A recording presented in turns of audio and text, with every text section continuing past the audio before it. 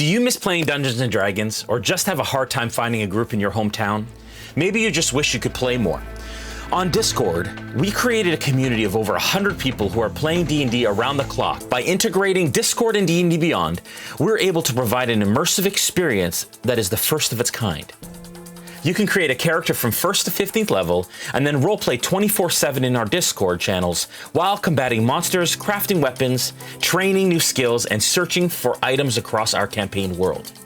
You'll also have the chance to participate in random combat encounters and go on monthly virtual quests. Ever wanted to try your hand at being a dungeon master? Or maybe you're an experienced dungeon master and just want the chance to run more adventures. As a community DM, you can run encounters and virtual quests for the community based on monthly modules written by our very own accomplished plot team. Join us. Join us. Check it out. Join the Discord. Join us! Join us. And let's create incredible stories together.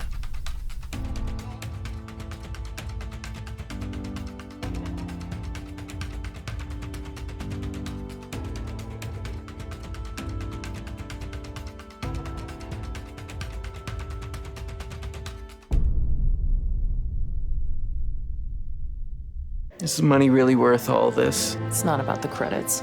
I've been looking forward to this for a long time. I bet you have. You're not getting the drop on the villains with sounds like that. Your game needs Sirenscape. The Sirenscape online player has a huge library of epic sounds for any situation. Epic games need epic sound. Go to Sirenscape.com to get started today. It is said that the ancient Forge Masters would infuse a part of their souls into their creations, imbuing courage, strength, and grace with each strike of the hammer. But somewhere, deep in a dwarven hall, the last of the Forge Masters is hard at work.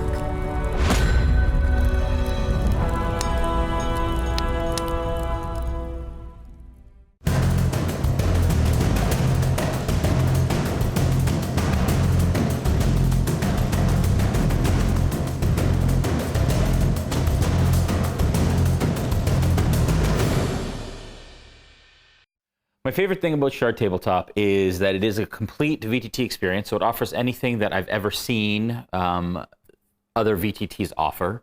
It also has some really cool, very unique features as well. I think the most kind of impressive thing for me is the ease of use, being able to jump in and use it right away. I think it's by far, in my opinion, the easiest to kind of jump in and use right away. But as a streamer and producer, I think for me, it's the ability to broadcast what you're seeing on screen in a very effective way that we can then capture and show the audience. And for me, using that in this application was really great.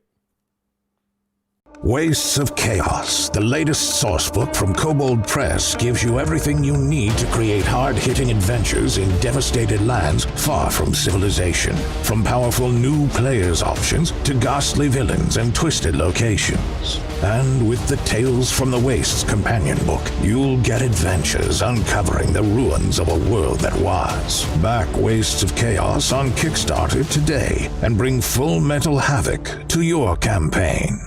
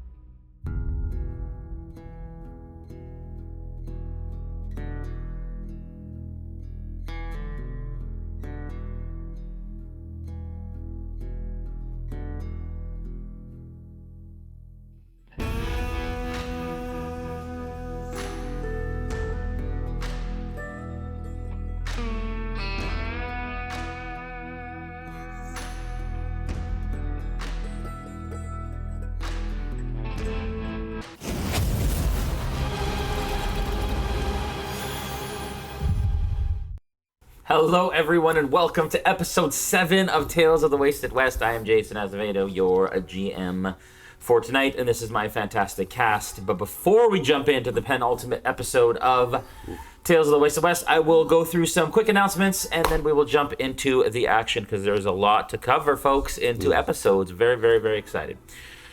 First of all, of course, want to thank Dungeons & Dragons for creating this incredible game that we know and love and play. Our main title sponsor, Kobold Press. Massive shout out. Thank you for making this possible.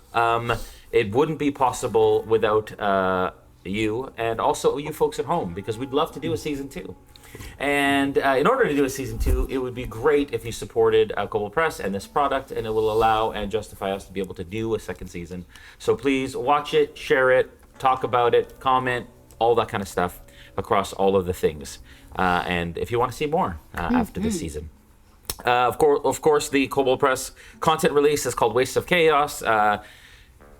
The Kickstarter itself is closed, but you can do pre-orders soon. Just stay tuned to the Kobold Press socials, and they will keep you up to speed on when potentially you can do your pre-order. It's a guide for building a wasteland setting. We used it to build this here, and so much incredible content and so fun, and has allowed me to do something I haven't or didn't even think was able to do, which is create a Wild West setting within Dungeons & Dragons, which is so fun. It is 5e compatible, of course, but is system agnostic, and the Kickstarter funded really, really quickly. They've done very, very well, and I'm excited to hear about and see how you all use that content at your own tables in the future. I want to thank Shard Tabletop, an incredible virtual tabletop system. Shard. We're using Shard here. You will see us using it on screen, and for spells and character management, character creation, and notes and all of that wonderful stuff. It's super easy to use, so check them out at shardtabletop.com. They also support Kobold Press content, both for the Kickstarter and in general. They include all that content for you. I want to thank Hero Forge for the incredible miniatures that we have, that Jesse had printed and painted using the system to download them as STLs. They're really amazing. Check them out at heroforge.com. Of course, Forge Gaming, who does all of our tabletop accessories. They have dice and dice trays for us for Tales of the Wasted West. Check out our socials, and we will keep you posted on when you can purchase them if they're not already out when this episode is out. Also, a massive thank you. He's already gone home, but thank you to Teddy Benson and Game Conclave for writing incredible content for our tabletop RPGs, and for giving us this incredible cabin that we can enjoy and film in. Like, look at that. Oh, it's gorgeous. And what a beautiful week. It was supposed to rain a lot, but it hasn't rained as much. It hasn't. We've gotten some decent sun. And then, of course, Sirenscape, which we're using as a tool for creating sounds and adding ambiance and such to our tabletop experience in our campaign. Couple quick other announcements. Incubus is every Friday, 8 p.m. Eastern, if you want to check that out on our channel. If you're interested in a awesome roleplay server, RealmSmith has one. You can get access through Patreon at patreon.com/RealmSmith. And you choose whatever tier you want to come in at, create a character, and then you can roleplay 24/7 in our roleplay servers and do all kinds of crazy things like searching and combating and encounters and all of that wonderful stuff. So check that out. I am currently, because of the power and mystery of the internet and time as a construct, at D&D in a Castle currently. I'm in both places. And really enjoying my time there. And hopefully everyone who is there is also enjoying their time. And we will be able to talk about it when I'm back. What's something you like? But D&D in a Castle? Yeah. What are you doing right that now? it's in a castle. Yeah, tell us. Yeah, it's you know in a what? castle. Yeah. I'm probably playing D&D right now. Probably. Because it's 8 hours a day of Well, D&D. So, most of my day would be spent playing D&D in a castle for wonderful people. D3 at Sea is happening November 13th. That is a tabletop cruise that you can come on, where myself, Dot, Omega, and Mark Muir will all be GMing for you all. So come check it out if you haven't already. I think it's not too late to buy tickets. Maybe by this point it might be. I don't know, because it's in a few weeks, 3 weeks or so. I think you have until October, so it's a month out. So you still have a... No, we won't. No, yeah, you don't have right. any time. No. So you've missed the first one, but the good news is that we launched registration. Yeah, try that again. We've launched registration for the next one in spring of 2023, April. Check that out. We'll be announcing GMs for that shortly as well.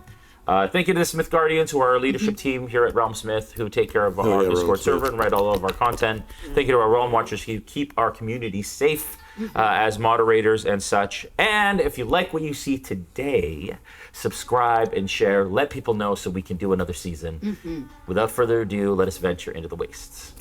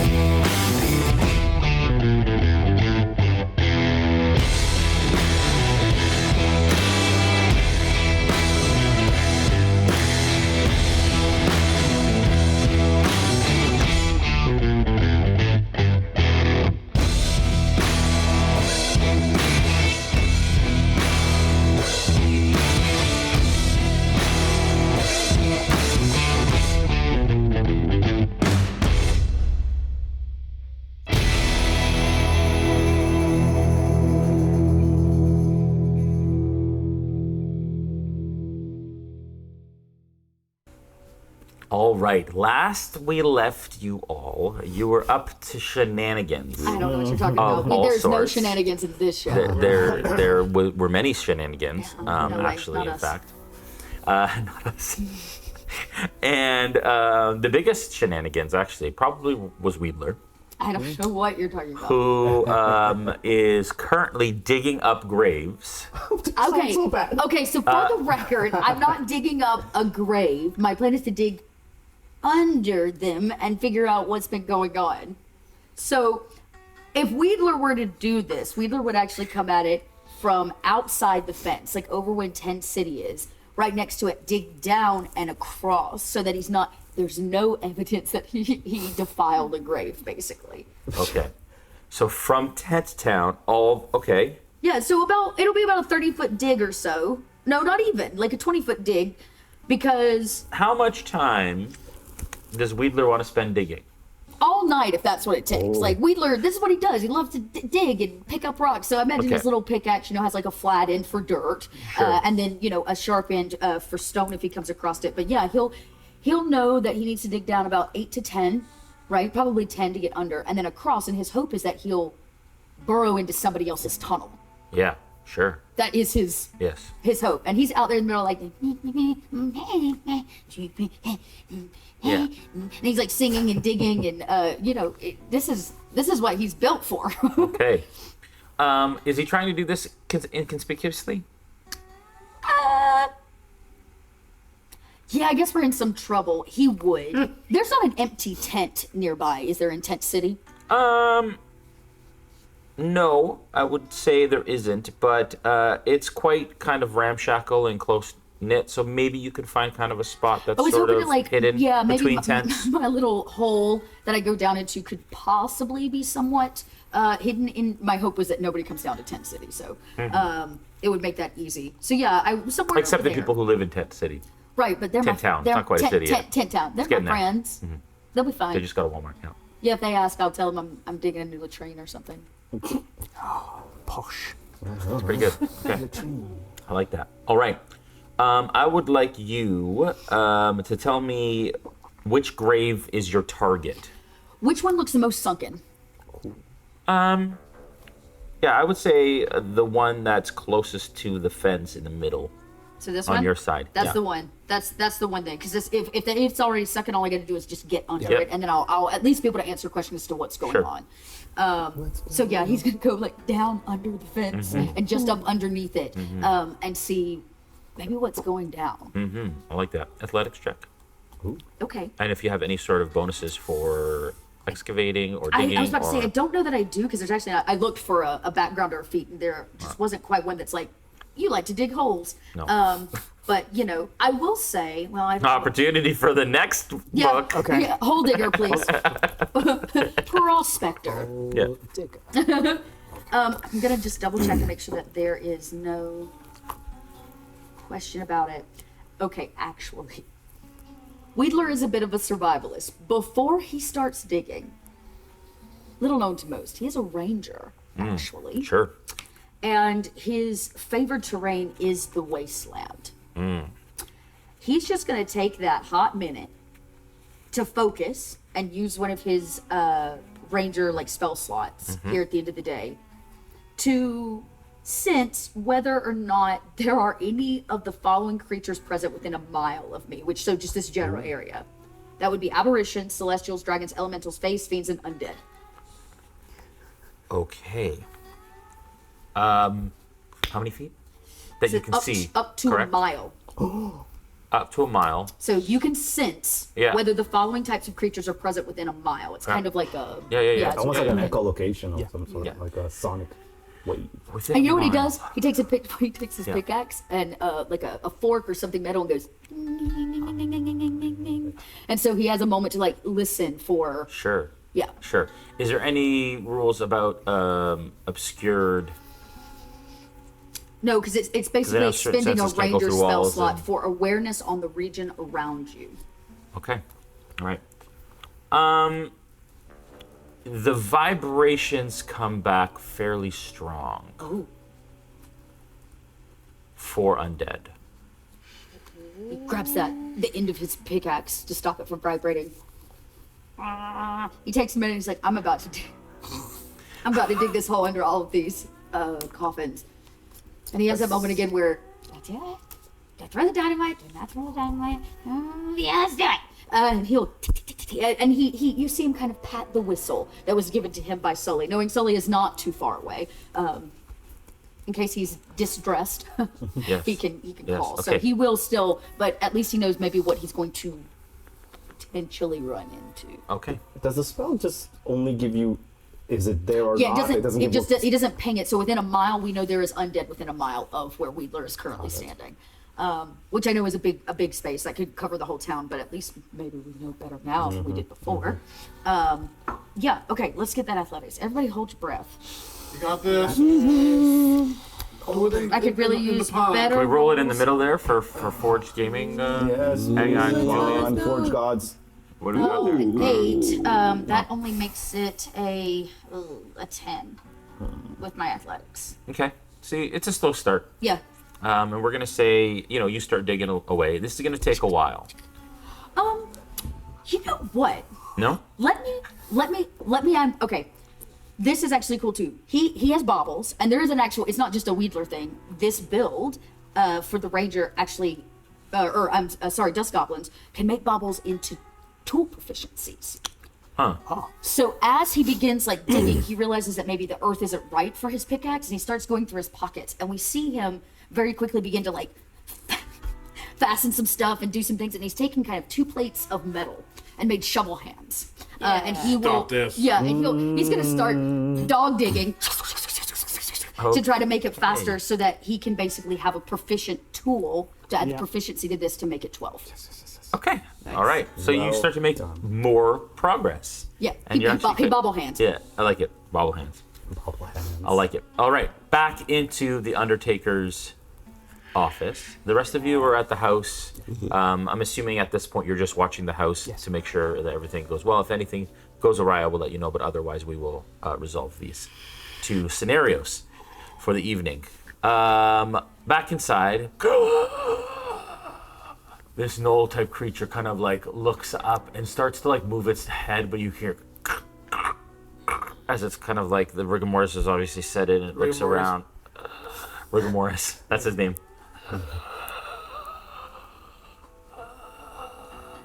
And Deca says, "You may ask your questions." There's only a moment as he stares at Clint, and a small part of understanding, even though he didn't ask him back, neither then did Sully, and he's gonna hope that this is worthwhile, and that Clint gets some piece out of this. So he looks, kind of nods. Hey there. Got a couple of questions to ask you, if you don't mind.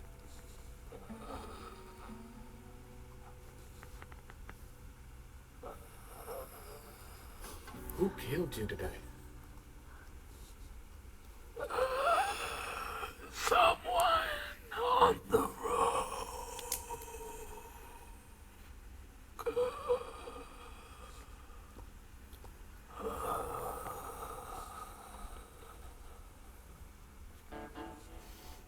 Vaguer than he wanted, but said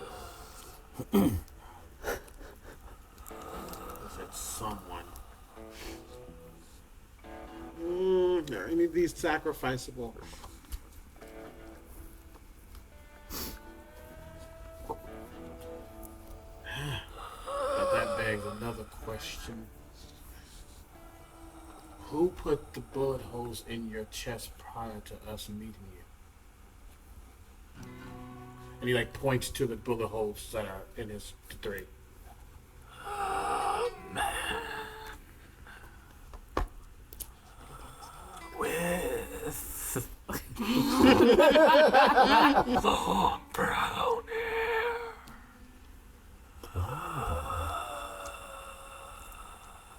Wearing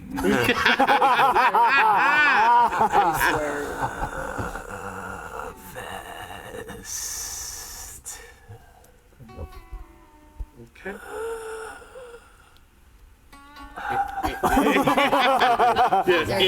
in his rigor mortis, the speech is kind of drawn out, but he just wants to make sure every bit's getting out. Mm-hmm. And as he realizes it,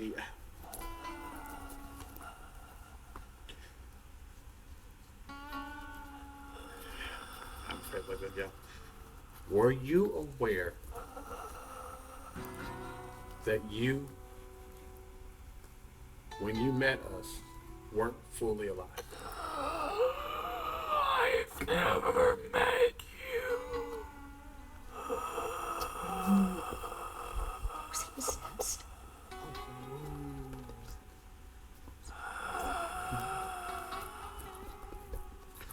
He looks at Decus, very confused.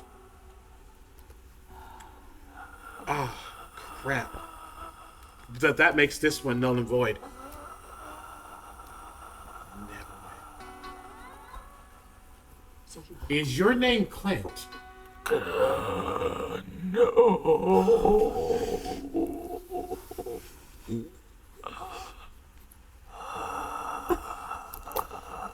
What? Then who are you? Oh God, thank you. I am Gnarl. Barkley. That was 5, right? That was 5. That was not. Well, he's a null, so it would be null's body. So they body doubled him. Or something. I'm so sorry. Excited. As the body begins to go back, he kind of nods his head, but he looks at Decus. This was a setup. A trap. Something, but that's not Clint. Back to the hole.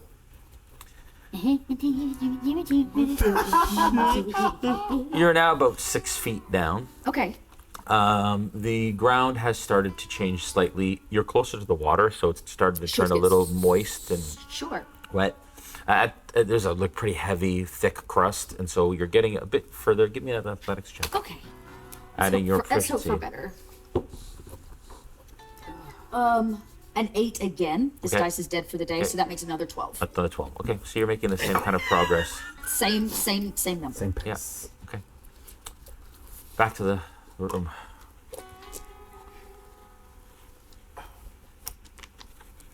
Does it, now that this individual said this, but he was wearing Clint's clothes, I look at the damn shoe.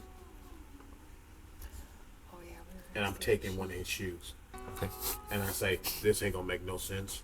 But I know somebody who can talk to inanimate objects, and it was confusing to me. But just go with it. And I'm gonna take this shoe off. If this was intentional, why? Throw us off the trail, get us confused, get us looking the wrong place, get us looking too much into this and not looking somewhere else. I'm going to. How does Deca's look? Is she just as confused as I am? Does she seem pressed? Does she seem concerned? Indifferent. Okay. I can take that. I hope you got the answers you were looking for. No, I didn't. But also, yes, I did. I will be going now. Yes. That's fine. I'm gonna also. Decus walks out the front door and takes off into the air. Ooh, I just look. Yeah, I look at her, and as I stand in the front, I know that I was told by Crick that where the sheriff's house is, and I start to like point a finger around, and it is literally 120 feet away. But I'm not going to know immediately, so I'm going to start just like pointing, trying to cast a message, trying to find Smith. Okay. And if I do find, I go, we have a problem. We have a big problem. Okay. You hear a message in your head that says we have a big problem.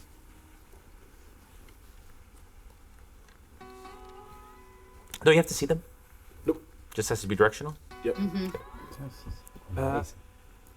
Nexus, Archie, and I hidden in-house and safe. Do you need us there? Sorry, I guess I have brave heart. I'll come to you, and I'm gonna start heading towards that direction. Okay. But I'm a sigh, and there's no way in heck I can even might say way into it. I don't know where Wedler is. No. I just know that they left. Sure. So I'm gonna trust that they're gonna do what they need to do. Yeah. But I'm going to book it. I'm gonna double dash book it towards Okay. All right. where I believe they are. Okay. Weedler, you make it another Athletics. 6 or... Yep. Okay. So how far did you want to go down? I mean, I'm gonna guess they're 8 foot deep, right? I don't know. It's the. Well, it might only be 6 foot deep, but yeah, I want to make sure that I'm going on like completely under. I don't want to hit the side Of it. of a coffin, so I need to Okay. go down far enough, and then I don't know. That's what 10, 20-ish feet over. Right. So you want to go down how many feet? 8 to 10, and then 8, 10. Okay. Yeah. So you're digging down, and all of a sudden you hit a void, Oh. Do I guess I pop through? and it starts to give out. I'd like you to make a dexterity saving throw, please. Okay. Be careful. Well, that's okay. I got a ranger for the win. That would be a 6, so that is a 21. Okay. With a 21, you burst through the bottom. Okay. And you manage to kind of tuck and roll. Yeah. As you hit ground, about 10 feet down Oh, okay. into a dark chamber. And as you kind of roll, things start to kind of settle. You hear like the tick, tick, tick, tick, tick of the rocks around you. How big is this space? As you start to look around, you are in a rough-hewn cavern that is approximately 20 by 20 feet or so. And it continues, I'm guessing. Nope. Oh, it's just under. Closed chamber. Oh. And as you look around, you see this has been lived in some format, but probably not for a very, very long time. You get this sense in this release of air that you hear through the roof. There is kind of a layer of dust and just a musty heaviness in this space.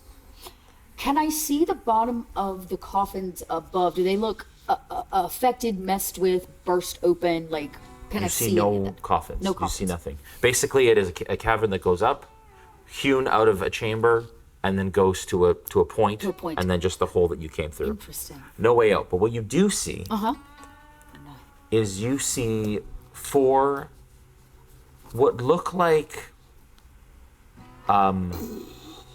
metal tubes, probably about 4 by 4 feet wide, circular, and they go up about 6-7 feet. Oh, okay. And the bottom is like a metallic base, and the actual tube itself looks like it's holding some sort of liquid. But very, very dark. And there's 4 of them. There's 2 on one side, 2 on another. You also see desks, 2 of them, 1 on each end. And it looks like there's like scrolls and paper and random baubles and tools. And you start to look around. I'd like you to give me a history check, please. Oh, no. I don't think I'll get anything. Oh, no, I get 1 added to it. Okay, so that would be a 15. With a 15, you can tell that the architecture in here is vaguely dwarven. Interesting. Does it happen to match the digging style of, say, the mine? Because I did an investigation there just earlier today. Yes. Interesting. It does. So the mine was probably dug out by dwarves at one point, though there are no dwarves in this town that we've seen. You've seen them walking a couple here and there as locals, but none that you have met. Have met. Okay. But not many. That's telling. All right. First off, shiny baubles. I have dark vision, so it should be relatively easy to see down here. I would like to go over to the desk and sift. Are we looking at cartography? Are we looking at like structural things, or are these? Is this schematics? Oh, it is schematics. Yeah, and you watch as it's like exploded views of these tubular sorts of instruments. Rolling it up. And so Wheeler's like still. I mean, this is like he lives for this. He's a treasure hunter and a prospector. So he takes anything he can roll up all of these schematics and slots them in like his backpack or under his kind of shoulder belt. What kind of baubles? What kind of baubles? I'm also okay to just like collect some. Yeah. So I would say, I mean, there's a number of little tools, little screwdrivers, wrenches, things like that. And fairly old. Okay. You don't know how old, but not present day. Present day, yeah.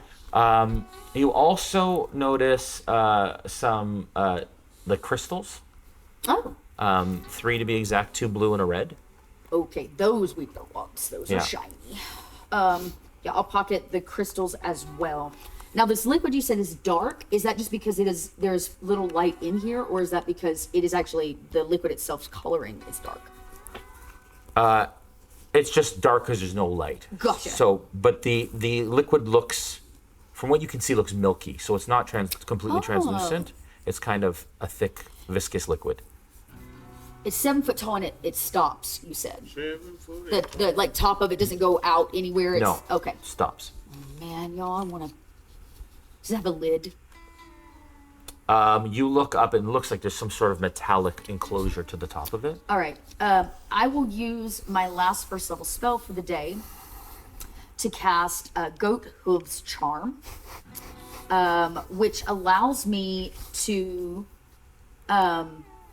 have the sure-footedness of a mountain goat when climbing slopes, inclines, and normally, things that would reduce your speed by half. So I'm hoping maybe I can do a bit of a up the wall around the to kind of climb to get up to see this lid. Okay. All right. As you look up, So you're trying to climb, and it's a really sheer thing, but you manage to kind of climb up. Okay. And it absolutely looks like a lid. Okay. But it looks like it's been, like, ratcheted Down. and secured. All right. All right, here we go. How much space is there from the top to the top of this lid?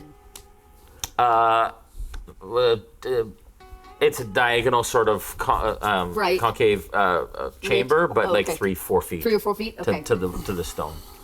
Weedler cast anchoring rope and puts it at the top. And he can dangle. And he kind of lets go with his hoof charm and kind of pushes off and swings this mage, so maybe he can kind of catch the edge. He would like to try, if at all possible, to open this lid. I want to know what's in. Wheeler's got to know what it is. I know. Okay. I know. All right. So you start to Yeah, ratchet. I kind of like just a few. Even if I guess I can't pry it up if it's sealed all the way around. But yeah, Wheeler wants to. Yeah. So there's like 10 nuts or bolts, I should say. Okay. That have it shut.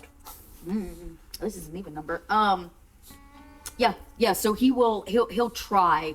If it looks like some of the tools that were in here, one of them is actually used to seal this, Wheeler would obviously use that. Okay. All right. There is a wrench that looks like it fits the bolt. Yeah, so I would use whatever C-wrench Yeah. or whatever tool is available to try to like get it undone. Sure. Okay. Back to the house. You all meet.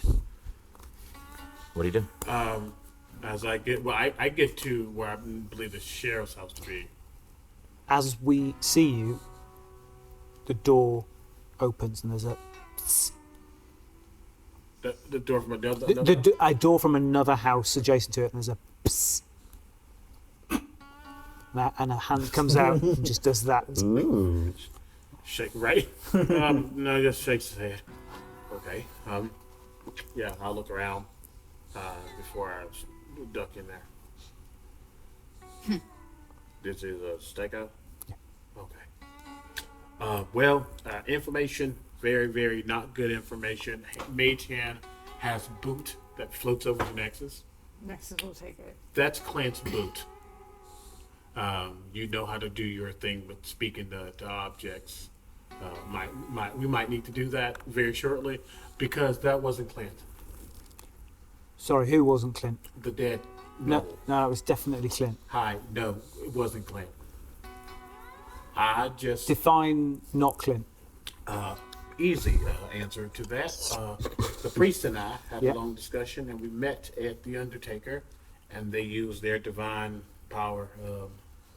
They have the ability to speak of things that have already passed. Okay. I asked them questions about how they died. If they knew they were dead. I said, did they know that they were dead before they met us? And they said they never met me. All right. And I said, is your name Clint? Yeah. Hard no. Their name is Gnarls.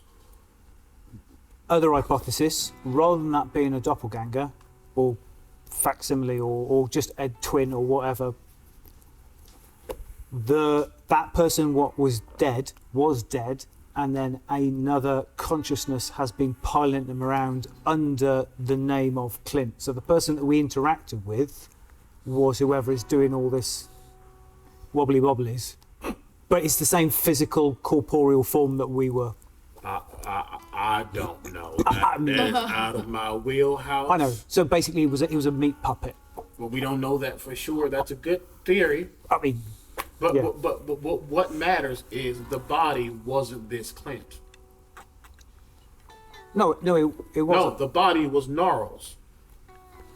We spoke to the body, not the spirit. Yeah, no, what I mean is that somebody put on a Gnarls suit and puppeted it around and pretended to be somebody called Clint. So Clint, the person, bounty hunter, never really existed. It was an act. No, I get that. Yeah. But this person, Clint, Gnarls, whoever, didn't know who we were. Yeah, because he was dead. You're confusing me. Right. Archie's wearing a coat. Yeah. I steal Archie's coat. Yeah. I put Archie's coat on Yes. and pretend to be a pair folk called Philip. I interact with you. You only know Philip. You don't know that the coat originally belonged to Archie. You're saying that whoever potentially piloted was the one who knew us. Was the one who interacted with us and potentially is the wrong one. I get that part. I mean, it's just an idea. But listen, bro. From my understanding, we weren't speaking to the spirit. We were speaking to the body. I mean, that's a bit metaphysical for me. Back to That was you get all of the bolts off. Can I crack Yeah, and so you hear like a suction sound as you open it, and there's a release of smell, which is something it you've never smelled tangy? before. It's not tangy. It's not tangy. All right. No. But it smells a little like. That's a good question. Mechanical. Smells mechanical. Put Mechanical, like grease. Like lubricant. Like okay, like lubricant. Dwarves need an excess amount of it. The automotive kind, not the personal kind. Listen, Jeez. you try hard enough and believe All right. in yourself. It's good as possible. Okay. I hate it here. So, yeah, me too. No, you're good. We are, in fact, fearless tinkerers as dust goblins. While dust goblins are not the same level as, say, gnomes or dwarves when it comes to craftsmanship, they have an uncanny knack to be able to activate and utilize technological devices that others might find perplexing or distasteful. Sure. This lubricant in vats. Yes. What would, say, this amount of lubricant be used for? As you start to kind of like look at it, investigate it, the liquid comes to about maybe 3 inches from the top. Okay. You also get the sense that it smells like lubricant, Okay. but you imagine it's for I just totally forgot the word. It's for keeping things fresh. It's for It's kind of like formaldehyde, but for kind of, yes. A preserve. Yeah, it's as a preservative. preserve. It's To Jello. preserve what? It's Okay. Well, knowing that, I have bad ideas. Just need y'all to know that. All of them are great. We got. Okay, so we're gonna make this quick. Immediately, he reaches in his pocket. He pulls out his canteen, empties it if there's anything left, and is going to try to funnel in some of this so that we have It's really some. goopy and like long and like I grab my ladle. thick. Like this, like rusty ladle, and I. Yeah, it's I'm a prospector. Okay, of course, I got have a it. ladle. You know, and Yeah. I can kind of like pour it in this I'm a goop. prospector. Yeah. Of course, I have a ladle. yes, the traditional ladle I have like unusual. The first two I think of as prospector is ladle. yeah. ladle, Clearly. pickaxe. As you place your ladle in something, it hits something solid. Oh god, run away! Yeah. Wheedler, get out of there. Wheedler has to know the truth. You're gonna die in a hole. I'm not gonna die in a hole. I'm gonna get out of here, Wheedler. But Wheedler has to know the truth because this may be important. So I try to avoid the solid object and pour it in, and then Wheedler has another really bad idea. Wheedler. Wheedler makes a siphon. Would like to attempt to make a siphon, and much like you would siphon gas from Sure. a car tank, he and dumps it over the side and allows the ooze to begin Dexterity emptying. safe. Great. Jesus Christ. Okay. Please don't fail. I did with the nat.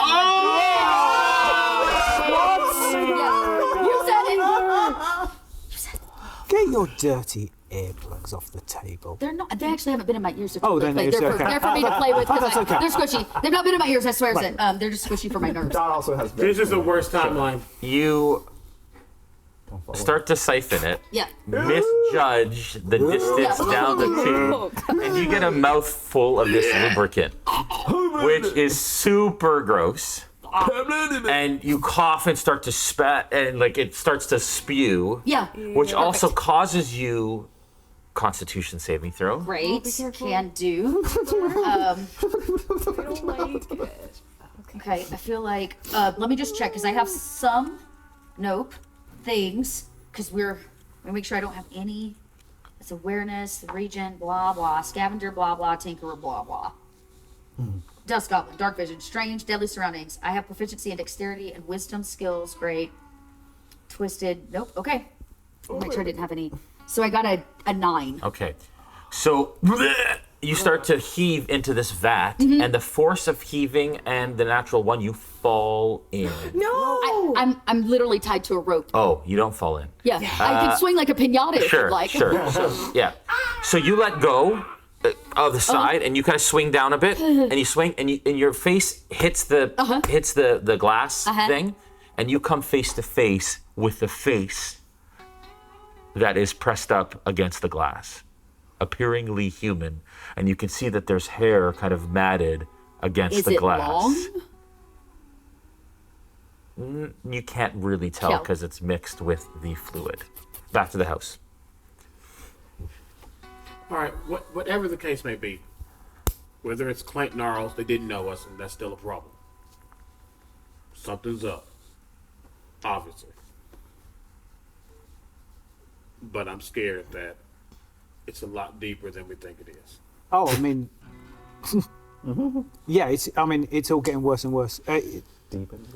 I'm fairly sure. I mean, quite frankly, I'd be prepared to sack off the trial tomorrow and just renounce any sort of responsibility and get out of here, because this is going to go bad fast. I just don't know what else we can do tonight. Nexus will pipe up and say, Philip, would you like me to to look at the boot? Right, and Mr. Smith takes off the imaginary coat that he puts on. It took me too long. My apologies, Mr. Smith. I had you confused. This is all right. Potentially, right. 2 questions. I know where Shiv is. He's up a tower. Where's Wedler? How many times have we actually been able to hold Wheatler down? I thought Wedler was coming to. Yeah, I thought so too. Switch back to the cavern. No, we just got here. We just got back.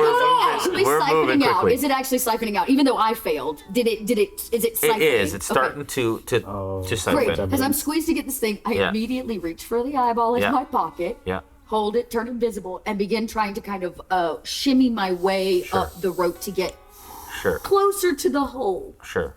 As you start to shimmy yourself, it starts to funnel quite quickly. Yeah. To the point where you start to see kind of half the head starting to come out. But you also see lantern light starting to shine into the inside of the opening. And you hear muttered voices talking over the hole where you are. Okay, dope. Well, As it starts to funnel and as it starts to empty out, you see markings on its face that look familiar. Oh? Perhaps like someone in your party. Back to the house. I'm sorry, behind that. You, boot, shoot. So Nexus will nod and kind of like crisscross applesauce on the floor. But before she does, she's gonna. You're there too, right? Yep. She's gonna say, a tangy check, please, Archie. Yep, I give it just a big old slurp. Check. Okay. A tangy check, please. Tang check. That'd be a nat 1. Oof. Oh, what is today? Yeah. With that, it smells like death. Stanky. But you're starting to like that smell. It's starting to like, you know what? It's not so bad anymore. The shoe looks tasty. Oh no. For death. A perception check isn't a willpower. Okay, I did. Dang it. Okay. More importantly, just trying to figure out where it's walked. Okay. So Nexus will crisscross applesauce, and the boot will sort of start to gently glow. She'll hold it up, and she'll say, "Hello, boot. I am Nexus." I don't know what boots sound like, DM. It's your job. Yes. I am sorry to disturb you, but I have a few questions of utmost importance, and I was wondering if I could beg your assistance. That's fine, but I got places to be. Yes, we are wondering, actually, where... You broke Omega. You broke Omega. That's good. Yes. Well, you are made for walking. That's just what I'll do. We are wondering, rather than where you are going, where have you come from? Can you tell us anything about?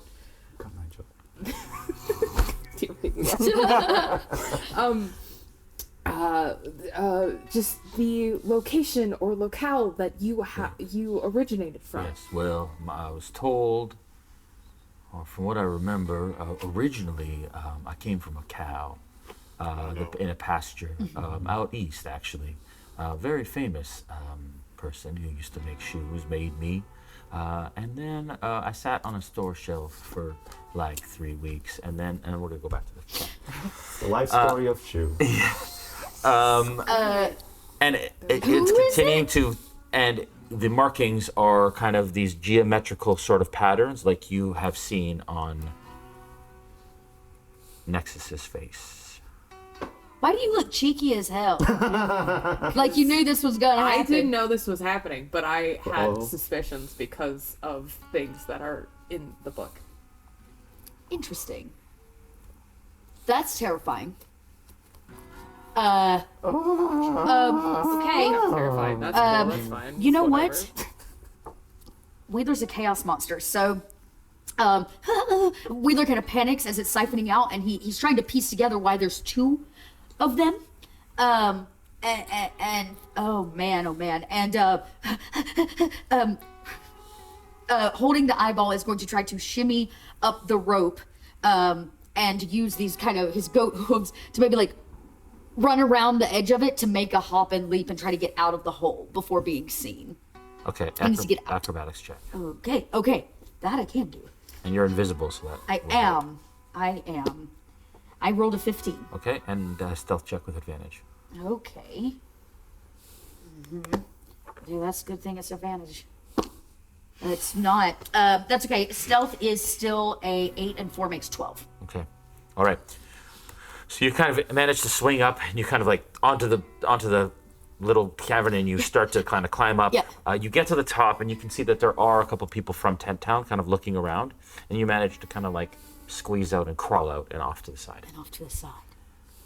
Back to the house. Well, then a man bought me and my brother, who I haven't seen in a little while, actually maybe only like half an hour. And then I miss him a lot because we spend most of our time together. Understandable. But then I was going on my way home, and then I went on a trip, and then the person that was wearing me died, and then my shoes were taken, and then they ended up on something that smelled not so fun, and then was covered in dust and blood and dirt, and then here I am. The terrain that you walked on, was it always like what you experienced here in town? The terrain, say that again? The terrain that you walked on. Yeah. You have been here in town with your brother for Yes. several days. Yes. But before that, what was the terrain like? Dry, windy, dirty, dusty. And when Hard. you said that you were put on by something that smelled dead? No. No. Just gross. Just gross. Yep. Okay. Left me stinky. Nexus is gonna kind of look up at these two and say, I am not sure what questions to ask the boot.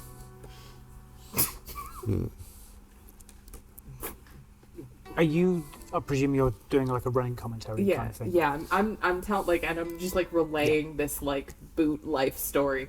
Okay, it sounds like the person who these boots belong to got murdered, then was robbed of all their belongings, and then all their belongings were stuck on the body that we've been interacting with.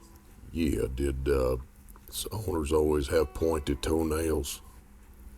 Did they ever get removed within the last 24 hours? Nexus will relay that question. Sorry, the question? Were you removed from your previous owner within the past couple of days? Yes. Okay. In the last hour? Relayed. I've had 2 owners in the last 2 days. She's been 2 different feet. Yeah. 2 2 different feet, yeah.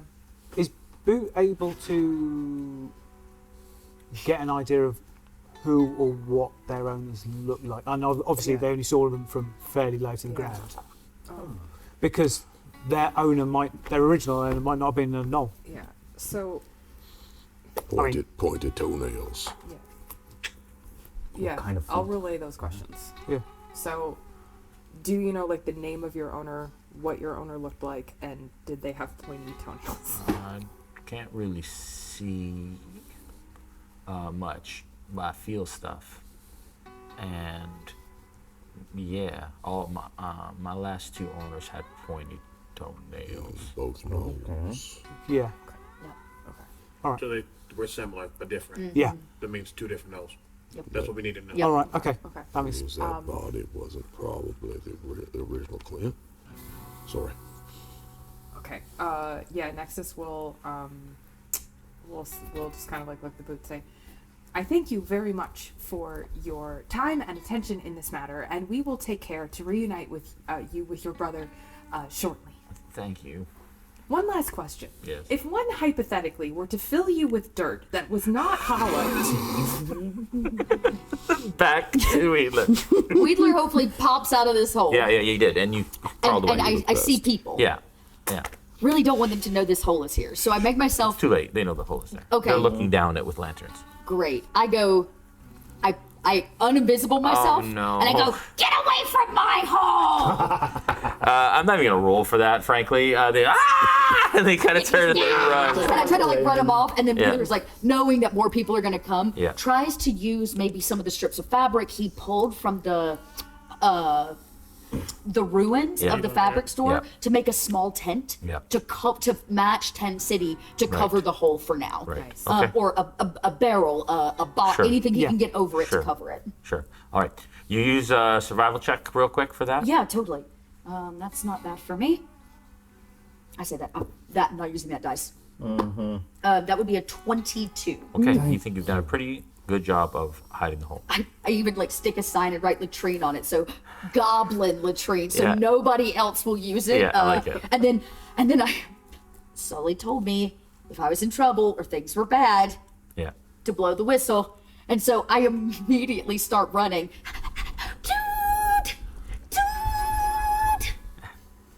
So cute. I was gonna look up immediately, ears just perk. Yeah.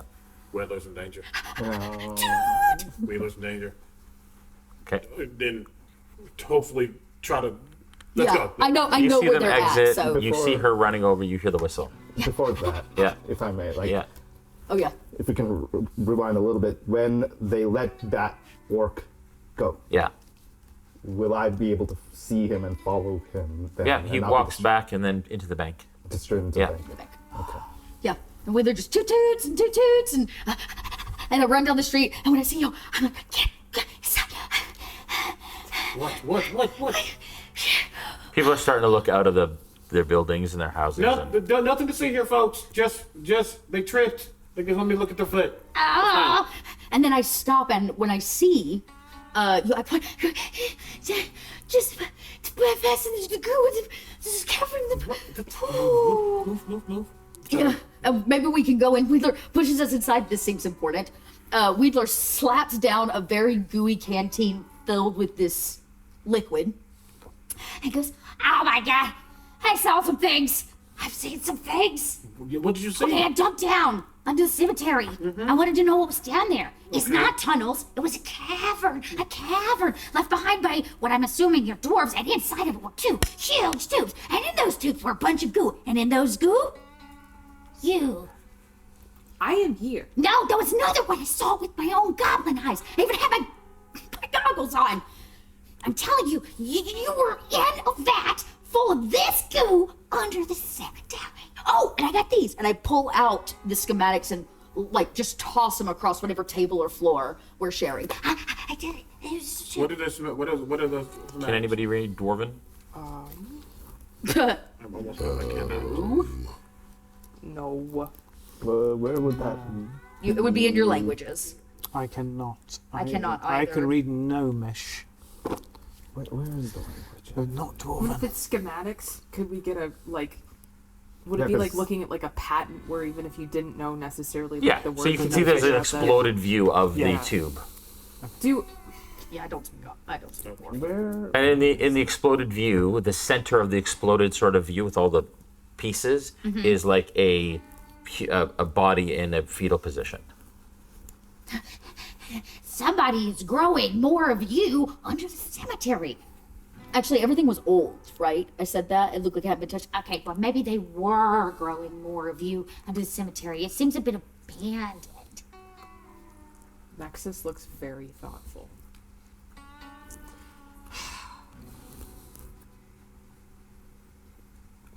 Shit.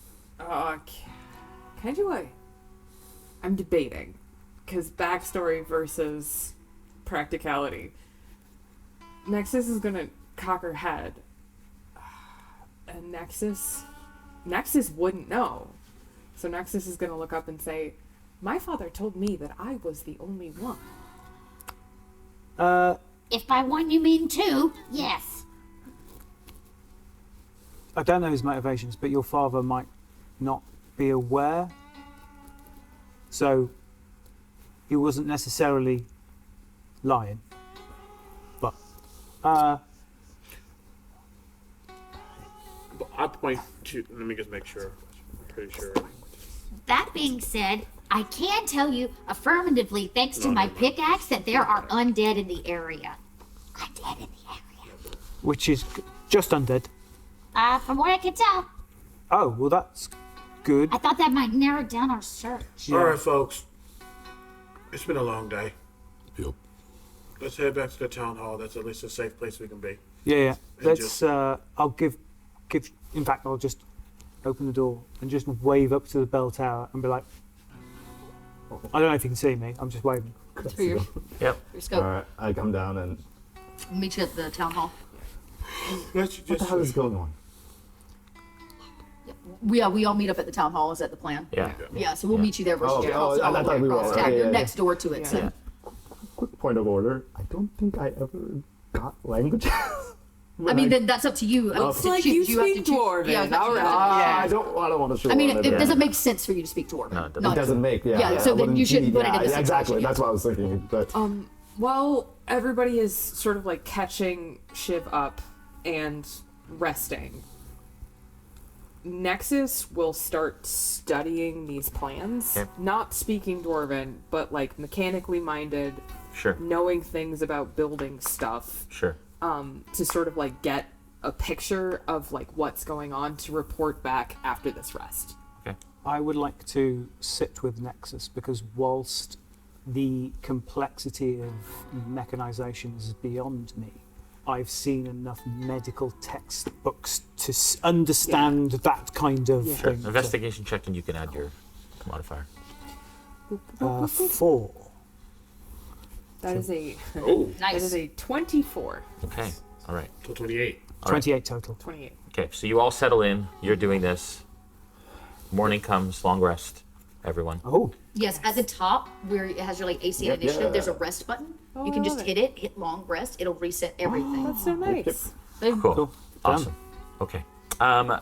Over the night, and you rested and came back, and through your studies, it is what appears to be an incubation chamber. So as this is happening, I said, so you're saying that there's another Nexus, no. potentially, or something that looks like I will- another Nexus. I believe that I do not know what this creature looks like, but what I am able to ascertain from these plans is that creatures like me, automatons, and she'll like gesture to her arms as though you haven't figured it out yet. We are built, we are constructed, and it would appear that these tubes or pods are where we are grown. And then I'm going, Wheeler, at some point, did you show me the stuff in the canteen. Oh, I put it out on Yeah. the table for Okay, everybody. perfect. Yeah. So, and Nexus will say, like, according to these plans, this liquid is necessary to the process as it is what allows our bodies to grow and mature. And then she'll like kind of like keep looking through the plans, and she'll say, I cannot I cannot specifically tell when, and she'll shake the liquid and point to the plans, when these were built. But these pods can remain in stasis for as long as necessary, which means potentially that there could be only these or several, and she kind of like thinks about it for a minute, millions others just like me. Well, there were 2 tubes. 4. 4 tubes. Now, when you say it looked like Nexus, do you mean that it was an other automaton, or do you mean it was literally looked like Nexus, right? No, it was the features That's the slightly features. different. Okay, yeah. That's right, apparently. A similar, you know. Yeah, okay. So, uh-huh. another automaton. All right. Question. Okay. Yeah. I don't think we've ever, at least I don't recall, who is your father, Nexus? You keep talking about him. He is just a tinkerer. He is just a man who, well, being an automaton is difficult to explain because when we are born, we wander. I do not remember the first several days of my life or my birth. When my father found me, I was in the wastes, and we believe that some reavers or some other creature found me. I was not very well, and my father did what he could to repair me as best as he could, which is why my arms look like this. And so when my father found me, he took me in and he raised me as his own. But he is just a man. Do you know what I'm thinking? Some creature, some seismic activity destabilized one of these incubation chambers. You awoke, came out into the waste, got jumped by some gribbling, got injured, and then your father found you. So you did not come from this specific location. That you know of. I do not remember. I mean, it could be here, could be. Look, regardless, it was the dwarves that did it. They also were the ones with the mines. There's a probability that there are tons of these chambers under this town, but I don't actually know that they have anything to do with Yates. Nexus will kind of like look at her arms a little bit and say, one of the difficult parts about being an automaton is that I know that ultimately I have a use. And it is possible that the dwarves who built the mine perhaps used automatons like me to assist them in digging and building. Because constructing automaton to assist with mining would be more practical than hiring creatures who can die. That makes sense. When Wheeler was down there, I don't know if you got, did it seem like, you said it hadn't been lived in. Had it been used recently? No, you said there was dust all over everything. Dust, okay. It hasn't. I cracked it open for the first time in a long time. Gotcha. I can tell you that much. I was almost, Much like the mine.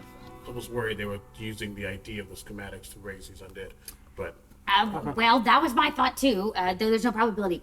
Is that flammable? I point to the lubricant liquid. Nexus, she kind of like winks at Wheeler and says, I do not know, but I bet you can find out. Okay, I keep it for later. Before, if you put it away, could we perhaps have Archie sniff it to see if it smells like anything we've had so far? I mean, I was told it doesn't smell like anything. It smells like a lubricant. I was told that in there. Wheeler did the same thing. I didn't know if it was similar to the... Does it smell like tangy? Personal lubricant, maybe. Okay. Oh my goodness. As odd as this is, it appears to be unrelated to everything else that's going on. I mean, it might be, but we don't have a thread. Purely because of the fact that that chamber hadn't been in. Opened in a while. I put a latrine sign and a tent over it so nobody should bother it. All right.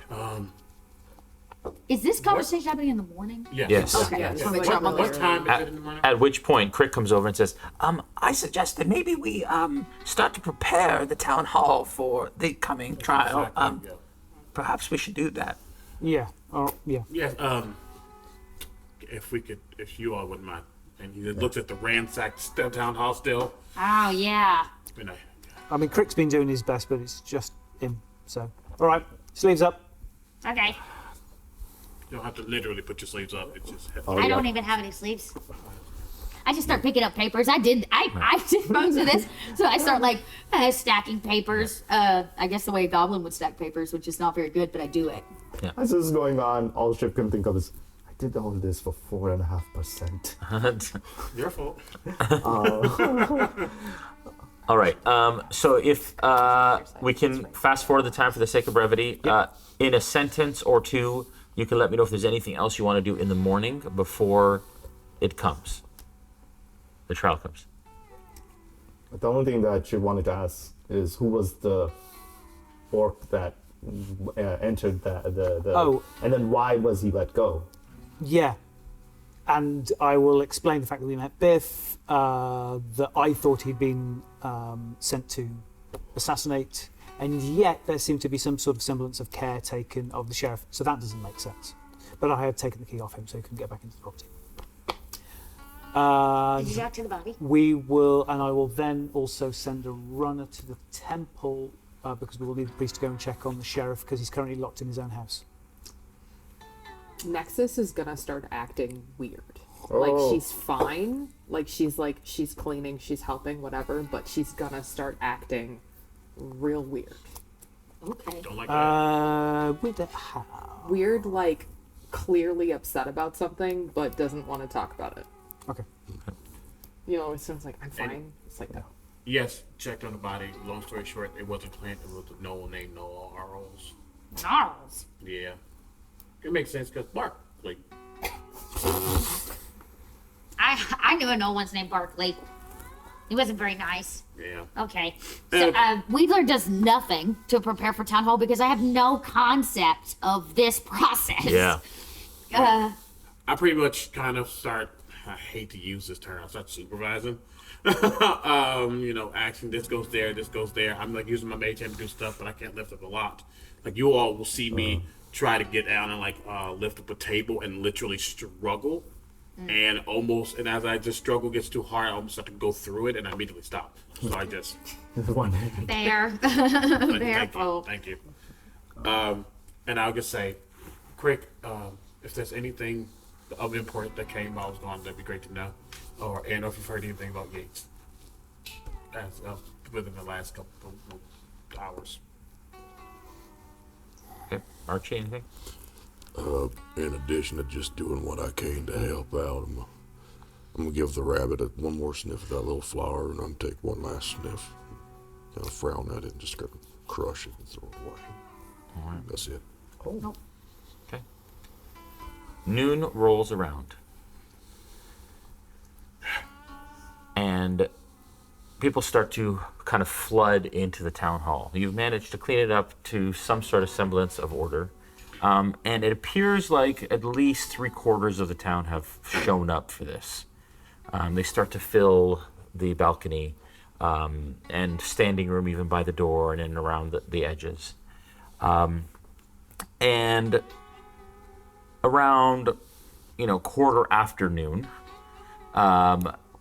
the Mr. Yates strolls in, 4 orcs at his sides, and he kind of steps up onto the dais and he kind of looks at everybody and he nods, and then he goes and he sits. And Crick has kind of told you or how it all should be set up. But basically, there's a dais up top. It has that one chair in the middle that has kind of the eyelets. That's for witnesses or prisoners. And then there are chairs on either side facing each other for the 2 opposing sides.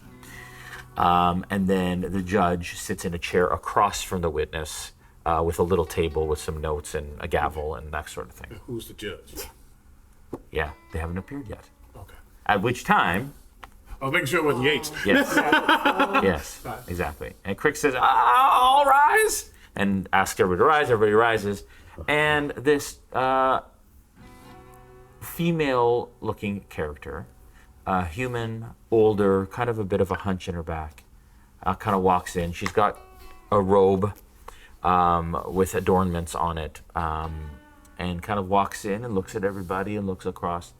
Well, quite the crowd today. And she kind of like steps up onto the dais and takes her place. She says, please all be seated. I was just going to ask, as she walks in, does there look like any indication like she's looking at Yates or any kind of like... Insight. Favoritism. Yeah. Insight check. Yeah. Actually, you know what I'm going to use? And as you look in, I'm sure that the eyes kind of everywhere. We can like look at the group that I know, just to make sure they're all sitting down and make sure they're all, not doing whatever. I'm gonna look at Archie. And you're gonna see my nose like. Give him a pretty good old sniff, as inconspicuous as a giant bear nose up in your perception check. All right. And for you? Oh, that was a lovely 5. Oh, fine. Yeah. Nothing that you can tell. 17. Okay. With the 17, you start to kind of sniff. And you, with the 17, definitely smell that smell on Yates from across the room. But it's slight. Very, very, very slight. Slightly tangy nose on this one. But not on the judge. Not on the judge. The judge says, well, thank you all for coming today. We want to keep this as orderly and as timely as possible, so let us move right along. This is, of course, to discuss our new individual here who has claimed that Sheriff Baralian and Mayor Baralian has put you in charge of the town, and of course that has come under some scrutiny. So today we're here to determine whether or not that is in fact something that is supposed to happen and will continue to happen. Obviously, in opposition of that is Mr. Yates and his representatives. You are representing yourself?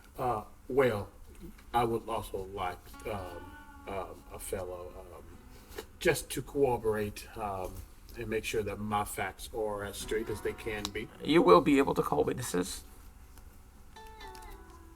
Noted. All right. And Mr. Yates has decided also to represent himself. So, all right. Well, as the defense, would you like to make an opening statement? And he'll kind of like dust himself off, kind of like breathe in, kind of look at the group, look at Cornelius. That smile naturally comes back to his face. Hello, everyone. My name is Sullivan Ferno.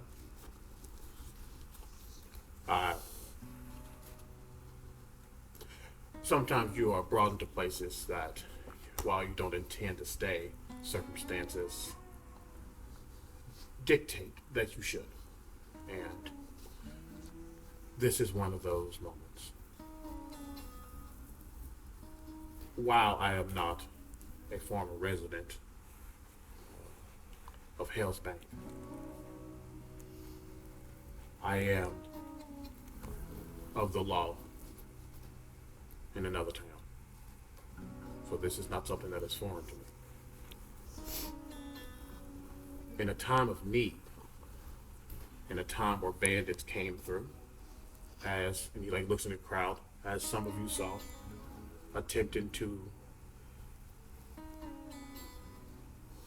intimidate the now deceased former Mayor Jenkins Johnson and their subsequent attack on the sheriff and Mayor Baralian. Myself and those I've been traveling with and met here, including a resident, Arturus, helped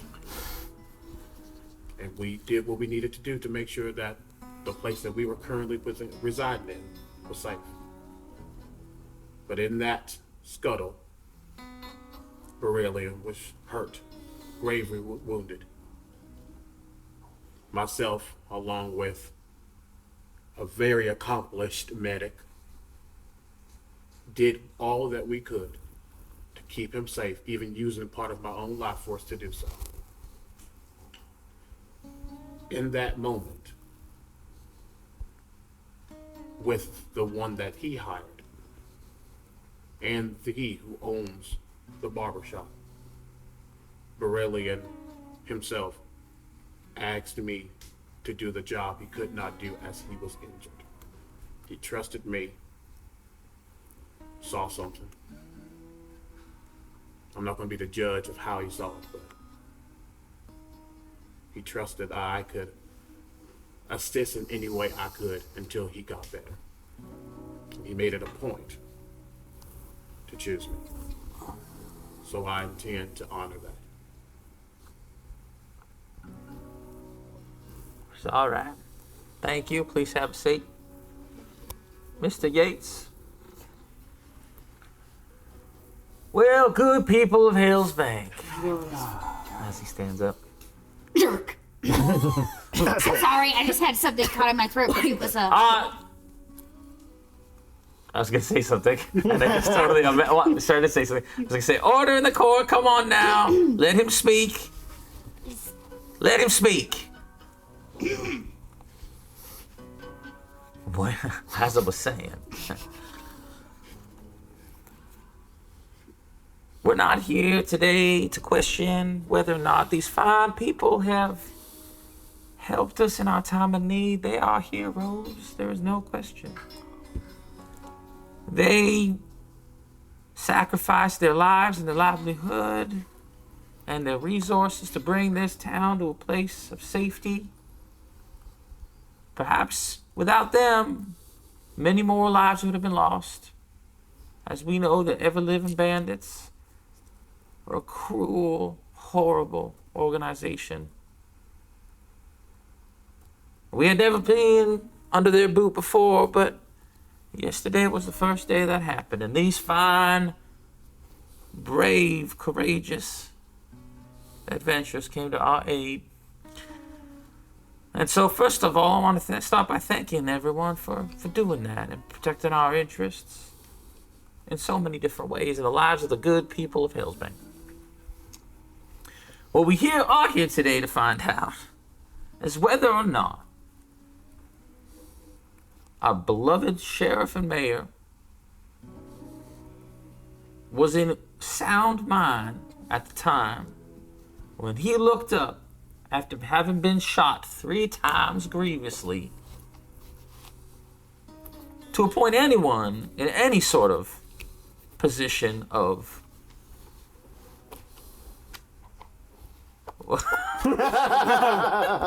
of authority over us when they just arrived here. We all caught it at the same time. Yeah, we did. We don't know where they're from. We don't know if Mr. Sully is in fact up to this task or has any experience at all in mayorship. Sure, for him to sit in as sheriff, absolutely. In fact, right now, we can all just go home and I'll just say he's sheriff. But to be mayor of this town, there needs to be a vote.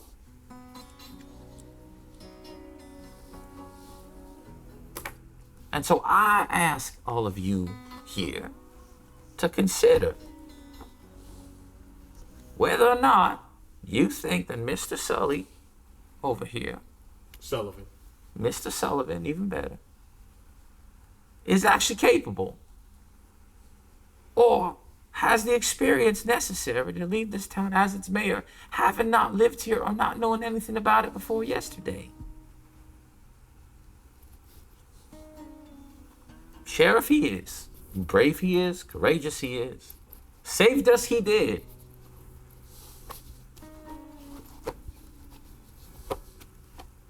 And that is all. And he sits down.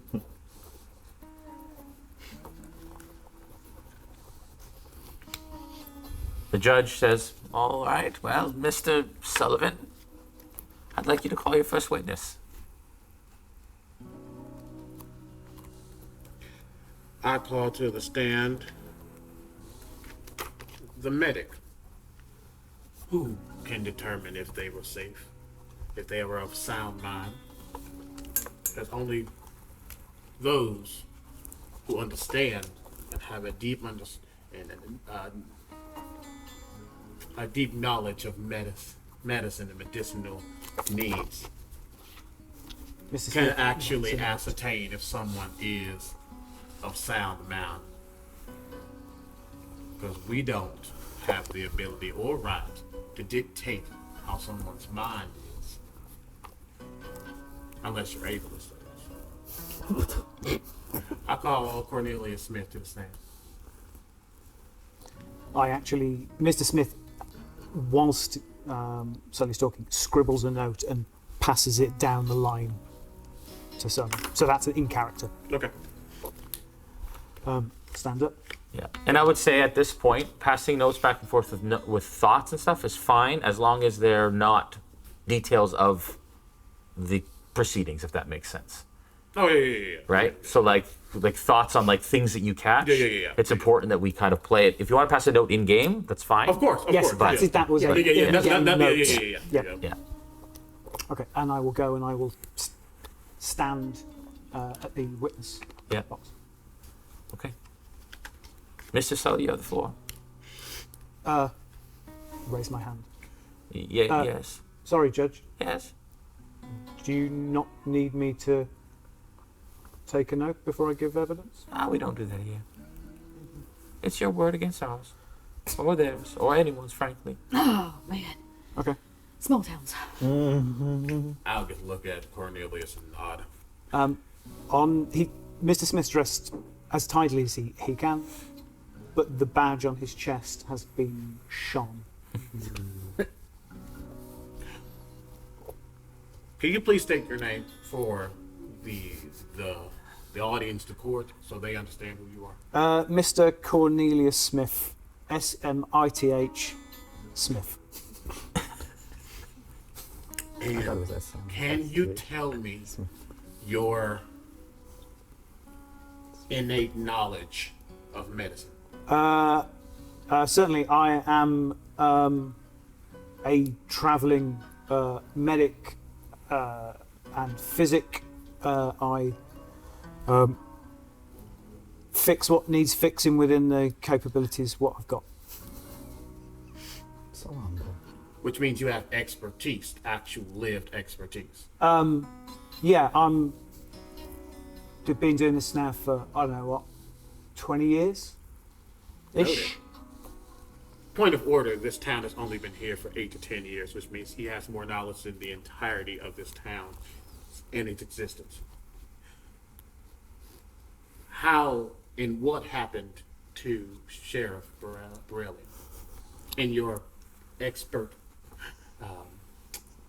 thoughts and words? That is very easy to answer. In my expert opinion, he was shot 3 times. Shot 3 times. Thank Yep. you. Lower abdominal, upper chest, neck. Not shot in the head, though, correct? No. Right. He has suffered no head injury that I could ascertain. And were his wounds taken care of? Yes, myself, with the assistance of Mr. Leroy the barber, Clint the bounty hunter, and yourself, Mayor, we were able to bring the bleeding under control. We were able to remove all of the particulates of slugs and deal with the infection. It was a difficult procedure, but we got it done in the end. And was it obvious until you did, with your keen understanding and your perception, was it obvious that there were 3 different gunshots, or did you have to figure that out? I counted. Thank you. But none of these wounds, do you believe, would have had any harmful effect on the mental capacity of the sheriff? Only in the sense that if we hadn't treated him, he'd be dead, so he wouldn't be able to think. But other than that, no, his mental capacities, in my opinion, would have been unimpaired. That's all from me. Well, all right. Mr. Yates, you can now question the witness. Well, all right. He stands up. All right. Should have named... His first name is Lincoln, just for the reference, because he never...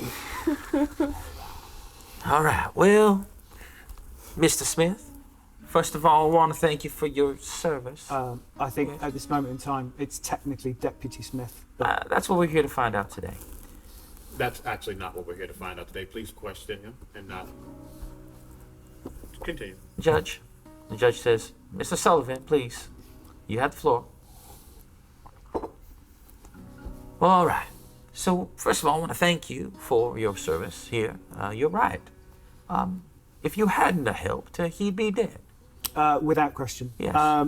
Mr. Leroy, whilst doing his best, the grievous injuries that the sheriff had sustained were beyond his capabilities to handle on his own. Yes, of course. And frankly, I mean, although as much as we cherish our dear Bartholomew Leroy and everything that he does, Leroy Bartholomew, sorry, he isn't a surgeon. Like, he does his best here for us in this town, but he's not a doctor. Are you, sir, a doctor? I do not have a medical degree. However, I do have 20 years of practical experience treating people. Right. So, you've never actually served as a doctor before, is that right? Like in a infirmary or in any sort of official capacity? This is more of a hobby of such, is that right? Well, I would say it's more of a career. I don't think you can have a hobby for 20 years and not be at least, what would I say, 10,000 hours to become an expert. I've certainly got that. Well, fair enough. But I mean, you can do anything for 20 years as a hobby and never become an expert. I mean, let's be honest. Anyways, that's it. There's no question that you did what you did and you did it right. But if he was so close to death that if he hadn't have been helped and in and out of consciousness, is that right? He regained consciousness, the patient was in distress, and I sedated him so that I could continue to perform surgery. Right, so you used mind-altering medicine. Nope, I'm afraid that chloroform is not considered a mind-altering medicine, it is a sedative. But it does bring people in and out of consciousness, is that right? It is not a mind-altering medicine. Right, but it does bring people in and out of consciousness, is that right? It does not bring people in and out of consciousness. What does it do? It takes people from consciousness to unconsciousness. You cannot bring somebody round from unconsciousness with chloroform. Right, so no is the answer to your question. Fair enough. So, but it did put him in an unconscious state. Yes, right. So that I could perform surgery. Yes, and my understanding is that magical means were used during this time by Mr. Sullivan in order to keep him stable and unconscious during most of the procedures, is that right? That is incorrect. Okay, explain. Magical means were used such that Sullivan was able to link his life force to share any grievous wounds that would have been sustained to keep him stable. There was no mental connection in any way. It did not affect his consciousness one iota. Right. So, let me understand. First of all, Mr. Sullivan is a hero for sacrificing himself and his life force in order to do that. There's no question.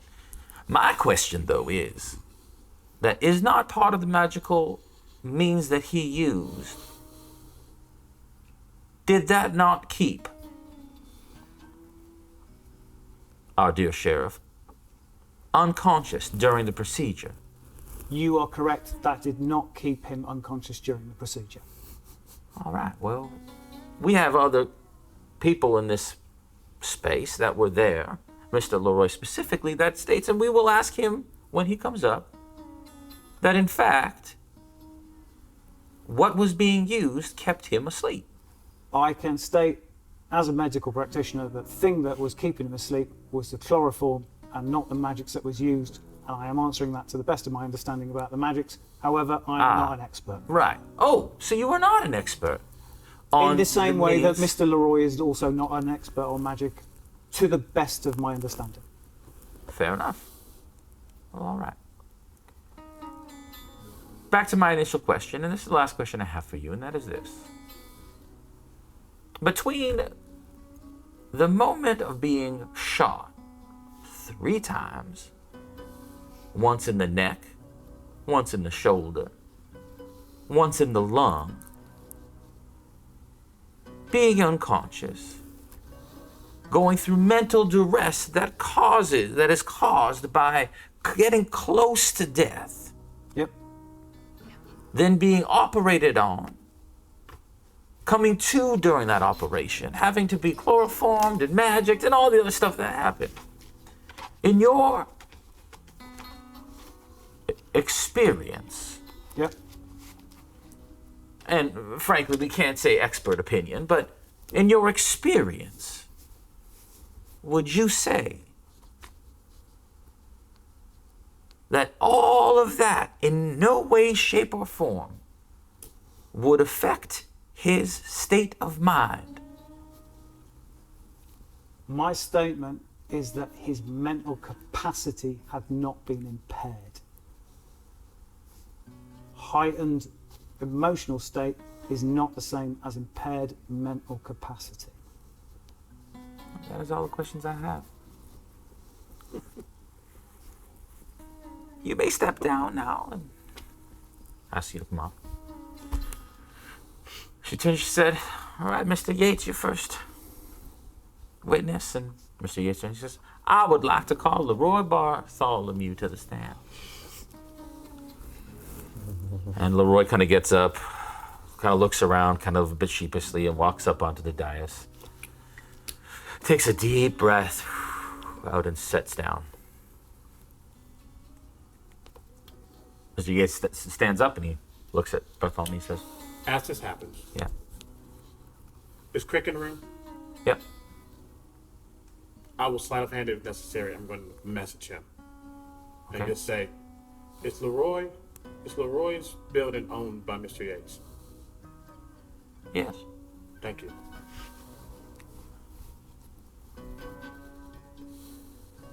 Mr. Leroy, how long have you been a member of this here community?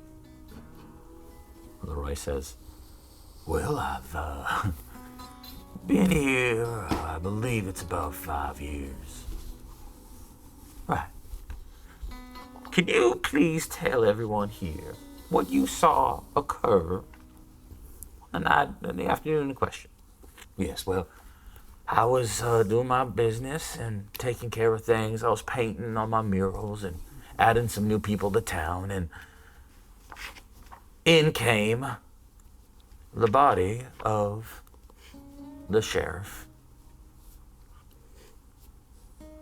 carried by Clint, who, the dearly departed Clint, of course. And immediately I saw how grievous the wounds were. He was unconscious. And I am no expert, I am no doctor, but I do my best for this town and have served the best of my ability, and I tried my best to start to clean the wounds and stitch them up like I typically would do when this sort of thing would happen. Shortly after I started, or sometime later, Mr. Sullivan and Mr. Smith came in, and Mr. Smith seemed very capable of taking care of the sheriff, much more capable than I did, and with some more experience, and so I just aided him in that time, and he quite masterfully brought the sheriff back to health. And I believe the sheriff would have died if it wasn't for Mr. Smith. All right then, so You're telling me that you believe that Mr. Smith was responsible for bringing him back to life? Well, absolutely, I believe that. Well, all right. Do you believe in any way, shape, or form? Or did you witness any sort of loss of scruples, as it were? Do you believe, possibly, that his mental capacity was hindered in any way? Objection, leading the witness to answering the question that he can't actually answer because he's not an expert in the field of mental medicine. All due respect, Mr. Sullivan, I don't have to be an expert to see that he was coming in and out of consciousness. We do that every morning. Still leading the question. And yet you're a barber, No, not a surgeon. that's, Thank you. That's Continue. okay. Fair enough. That said, he did come in and out of consciousness multiple times and was quite groggy throughout the whole experience. And was pale and muttering some things before they got in there. So, absolutely, I think anybody who goes through that sort of experience isn't necessarily thinking straight. Possibly desperate, looking down the tunnel to their death, potentially, not knowing if they'll come out of the other side of this thing. So even though, perhaps, he said what he said, I don't think, frankly, and he looks at Mr. Yates and he looks across to all of you, that he was in sound state of mind to be able to make that sort of statement and mean it. Frankly, he was in and out. And I don't even necessarily know he knew who he was looking at. I saw distance in his eyes. And Yates says, well, all right. But you did in fact hear him say that he could be sheriff and mayor, is that correct? Well, no, that's not what was said, actually. What was said was, this town is yours, take care of it. Or something to that effect. He did not specify what role that was. He did not specify you are sheriff now.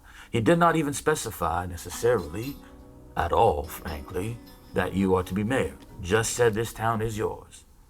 My understanding and my feeling was that he meant to be protected. Because as we know, Mr. Sullivan is a capable sheriff and lawmaker. So you're saying that you even question what actually was said in that moment, and that there was no specificity regarding the roles in which Mr. Sullivan were to take.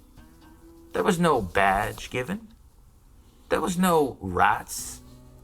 There were no writs in any way, shape, or form given to Mr. Sullivan to say, hey, you are now the mayor, and you are now the sheriff. Well, that's right. There was nothing like that, because he fell unconscious right after he said it. All right, well, no further questions. Mr. Sullivan, you now have the witness. My voices are very similar. This is I could tell, though. a bit of acrobatics. I could tell. That was great. As he says all that, the smile never leaves. We're gonna look around before we're standing back up. Firstly, thank you for doing all that you can for Hell's Bank. I'm sure the people really do care that their hands are in a capable, brave individual who stepped up when no one else potentially could.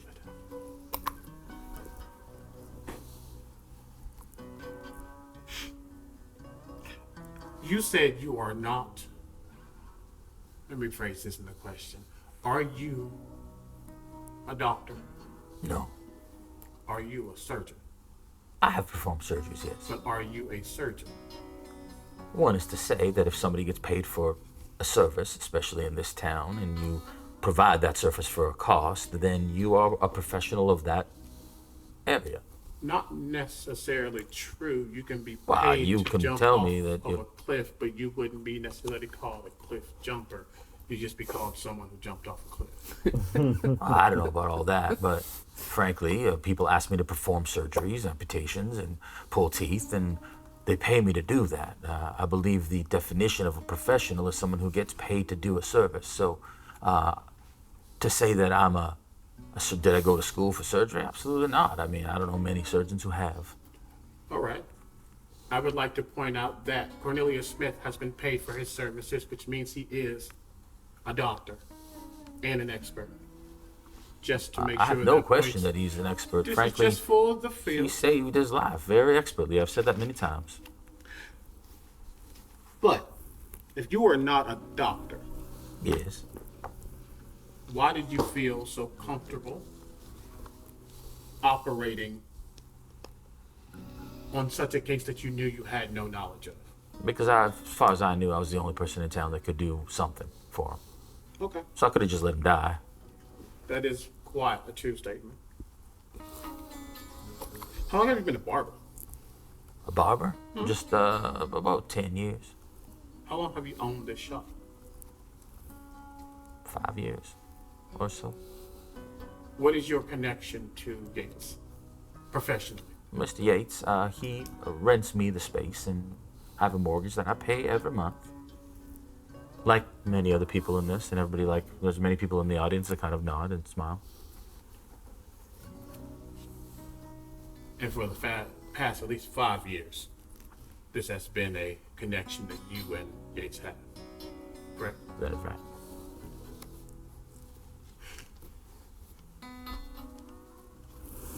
How much does he ask you to pay monthly? It's a reasonable fee. Do you have a number? It's about, I'd have to look at my books. It's been so long. It's been 5 years that I've been doing it. But I think it's about $5 a month or something like that. It's reasonable. What would happen? Would you believe you could still be a barber and surgeon without the building that you currently do it in? Oh, I would probably find somewhere else to do it. It's a passion of mine, but the rates were fair and the people were nice, and so I stayed here. But what do you believe would happen if you did not? The building doesn't make me a barber. Okay. But the building keeps you having the job that you have so you can continue living. It allows people to come to a place that's safe and clean, sure.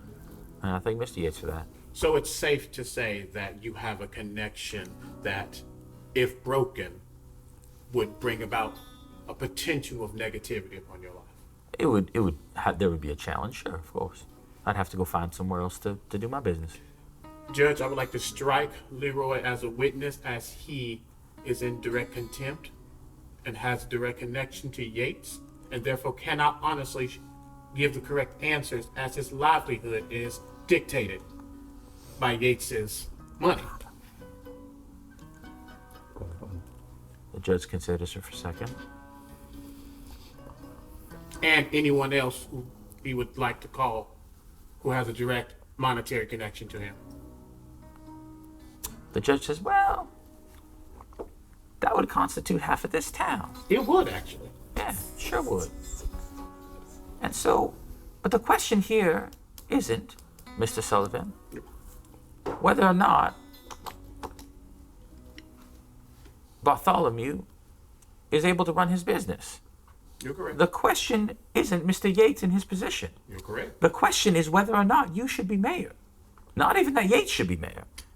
There is no question, frankly, in this court today regarding Mr. Yates, his position, or Bartholomew's business, or anything like that. The question is whether or not, in sound mind, that the sheriff was able and capable of transferring title to you. And frankly, I hope you have something good, Sullivan, because he didn't even say what he was doing. He didn't even say sheriff or mayor. Unless you can prove that he was specific about what he was doing. And there's absolutely nothing that you can do, because the only person who can prove that is him. And until he doesn't prove it, I'm still mayor. No, actually, I believe until you can prove it, you are nothing. I would like to call one final witness to the stand. Fine. The table he was laying on. Hold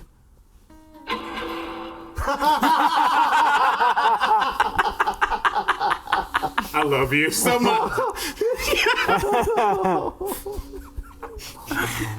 Oh, that's good. I'm not sure exactly what you mean, and I hope this isn't a joke, because I hope you're taking the court seriously. I mean exactly, and I stand up, as I have been saying. I would love to call the operating table that Borellian was on. I really hope this is leading somewhere, because I'm about to throw this whole thing out. Are you aware of the idea of magic? Of course. And you're aware that certain magic can do various things? Absolutely. And you're aware that certain magics can allow certain things that can't speak to be able to speak?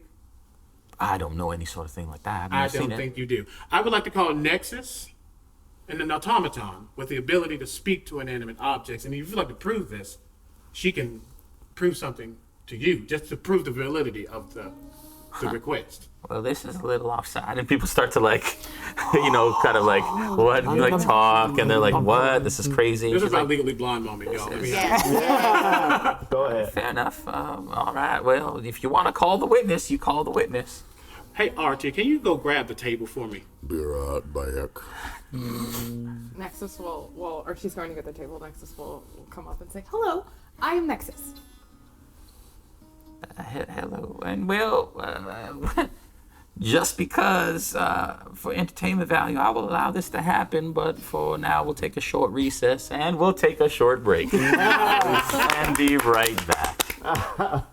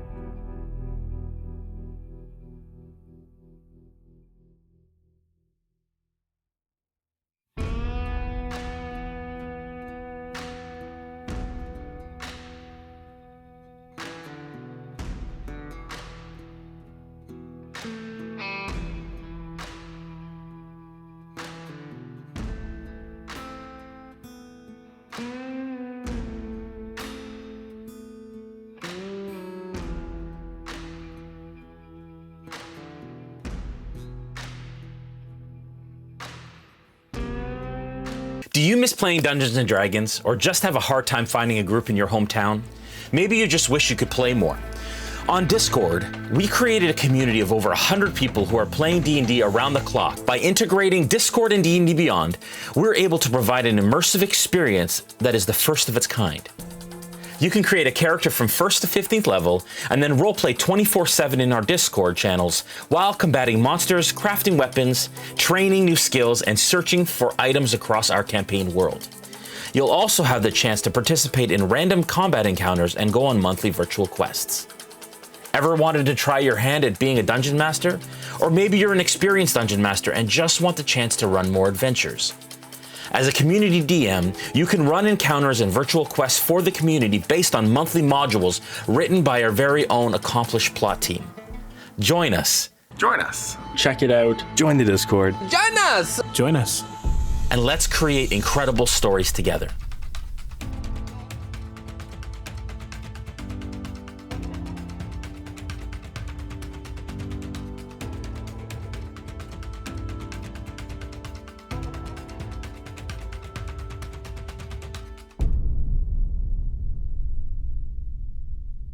Is the money really worth all this? It's not about the credits.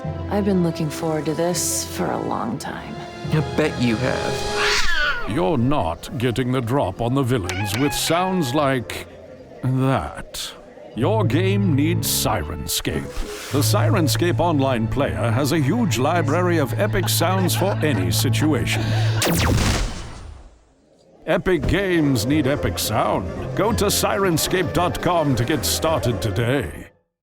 It is said that the ancient Forge Masters would infuse a part of their souls into their creations, imbuing courage, strength, and grace with each strike of the hammer. But somewhere, deep in a dwarven hall, the last of the Forge Masters is hard at work.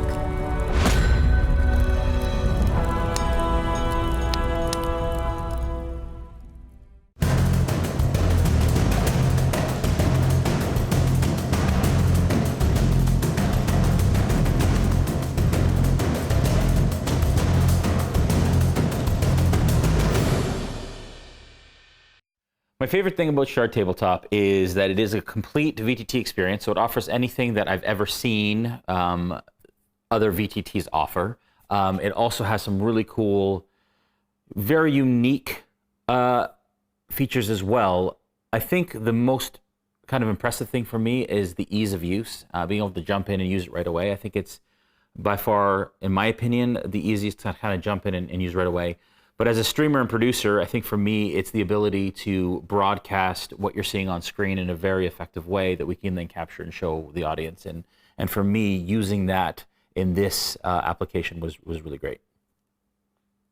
Wastes of Chaos, the latest sourcebook from Kobold Press, gives you everything you need to create hard-hitting adventures in devastated lands far from civilization. From powerful new players options to ghastly villains and twisted locations. And with the Tales from the Wastes companion book, you'll get adventures uncovering the ruins of a world that was. Back Wastes of Chaos on Kickstarter today and bring full mental havoc to your campaign.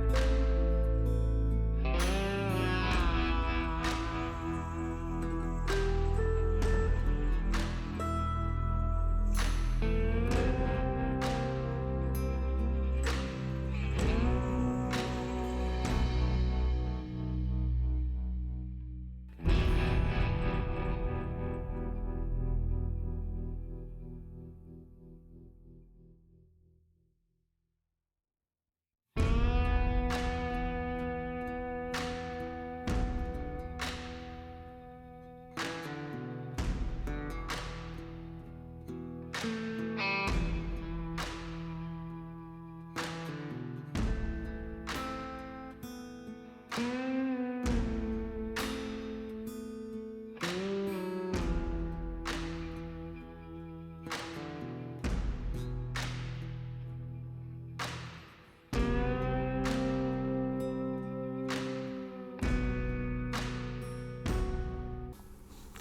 we're back. Archie drags the table, or carries the table, into the courtroom and puts it on the dais. Gently, proudly. And the judge says, I'm allowing this to go, but this better be good, Mr. Sullivan, because I will not have my court be a circus. I don't think there's anyone in this town who is hired to be a circus performer. Judge. Oh. You need to check yourself. That was a fact. That was not anything unless you You decided need to look check into it. yourself. I'm just saying. You're not the lawyer yet. Actually, I kind of am. I'm the sheriff, not the mayor, according to some of y'all. The judge stands. Oh my I will gosh. throw you and everybody out of this town if you don't check yourself. I have to roll a d20. If it's higher than something, I'm sorry. What is it? It's a 5. Got real lucky. Maybe we all did. You also have to see smoke come out of his eyes. But they go back. And that smile returns. By all means. Next. Hello, I am Nexus. So like wave at the judge. Hello, Nexus. Nexus will kind of like look. Nexus will look at Sully, and she'll look at the judge, and she'll say. Nexus will pause thoughtfully for a second, and she'll put her hands on the table, and I'm just gonna go ahead and cast a spell just like right away. So the table starts to sort of like softly glow as Nexus's hands sort of glow as well. But before she talks, she's gonna kind of like stand, so she's that was probably really great for the shot you're watching. And she's going to look kind of just in general, and she's going to say, many people discount objects. You might look at me, and you might see an object. But objects, much like the rest of you, they feel, they see, they hear, and they observe. But much like me, perhaps not in the way that many of you understand. I do not know if it is because I am, and she kind of shrugs, part object, or perhaps it is just because I have learned to listen in a different way than many of you. But I can speak to objects. And she'll sort of like deferentially bow. Judge, if you would like me to prove this to you before I begin with the table, I would be happy to examine one of your objects as proof of my skills.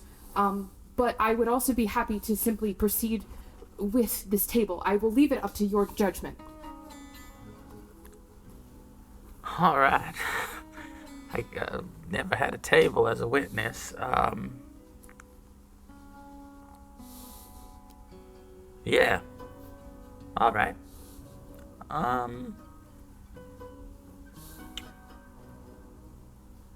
She reaches back under her robe and into some sort of pouch or something, or pack or something on her. And she brings out a ring. Okay. And she gives it to you. Okay. The Nexus will take it and and cast it as well. And Nexus will look at the judge and say, is there a question you wish the ring to answer? Who did it belong to? Nexus will ask the question. Okay. Hi. Hello. I'm Ring. I am Nexus. No.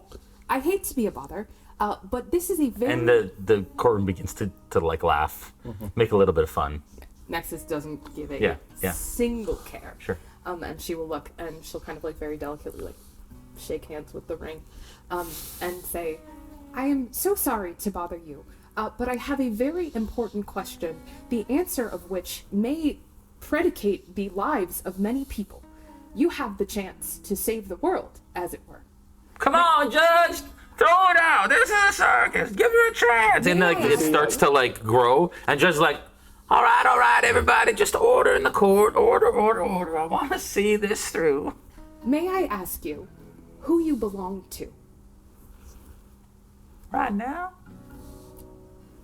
And Nexus will ask, The ring would like to know, do you mean right now or do you mean before? Before me. Your previous owner, please.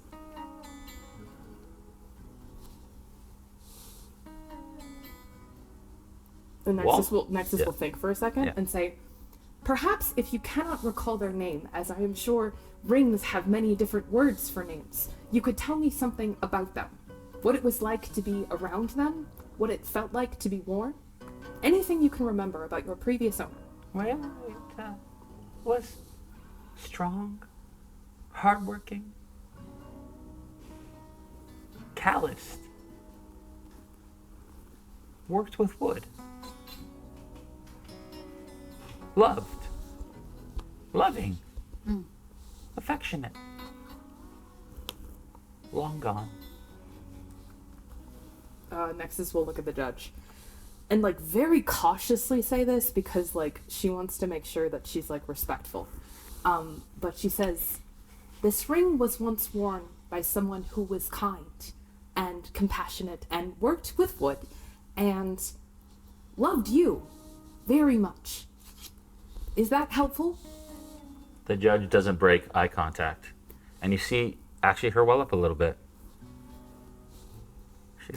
Please proceed. And Nexus will say, thank you very much. And she'll like hand the ring back to the judge. The judge kisses it and puts it back in her pouch. I would like to break the game slightly in this.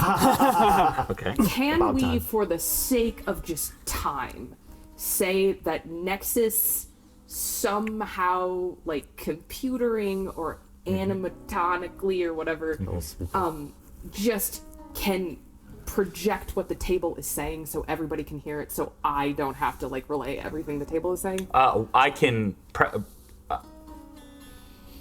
we don't have to do a back and forth whole thing. I can tell you what the table says, and then you can then we can say that that's what you relay. Okay. Cool. So Nexus will kind of look down at the table and sort of like apologetically at everybody else, and say, hello, I am Nexus. Hello, Nexus. It's a very sexy table. Kinky. I am sorry to be a bother, but recently you witnessed a occurrence that is of vital importance to the safety of the town and, I suppose, by extension, yourself. May I ask you a few questions about what you remember? Of course you can. And Nexus is gonna kind of like look at Sully for guidance. Like, is there a particular question you would like me to ask the table? Its connection to Sheriff Beryllium, and if it could tell in the moment of transference if the heartbeat was sound and if it seemed stable. Okay. Nexus will puzzle this for a second, and she will say, Mr. Table, there are many ways we see and hear and feel. As a table, I am sure you are accustomed to feeling the sensation of hands on you and of sounds and memories being made around you. And so I would please bring your attention to yesterday? Was it yesterday? Yes. Yesterday, when a man was placed on you as several of my friends worked to save his life. Do you remember this? Yes, I do. Can you tell me what you felt as the man as my friends worked to save the man's life? What was that last part? Okay. As my friends worked to save the man's life. What was his state? What did it feel like? Yeah. You know. It felt frantic, busy, touch and go, stressful.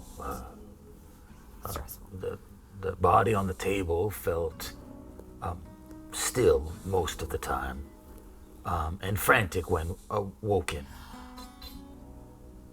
and then still again. Table. I'm so sorry.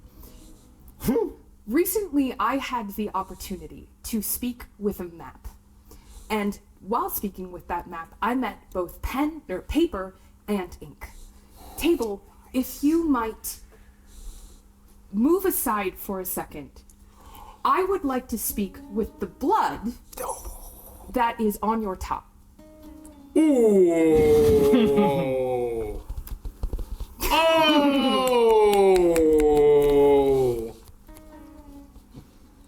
You hear? Of course. Yes. Yes. Yes. Yes. Yes. Yes. Yes. Yes. Hello, I am Nexus. I am Table. Thank you very much. I may come back to you in a moment, but I thank you for your patience. You're welcome. Blood, do you know from who you have stemmed? A multitude of people.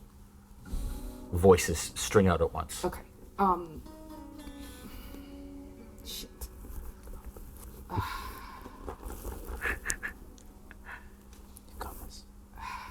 I thank you all for your attention. I am looking specifically. What was his name? Borellian. I am specifically looking for the blood of Sheriff Borellian. Are you present? I am. Very nice. Stop this. Hello, I am Nexus. I have a question for you.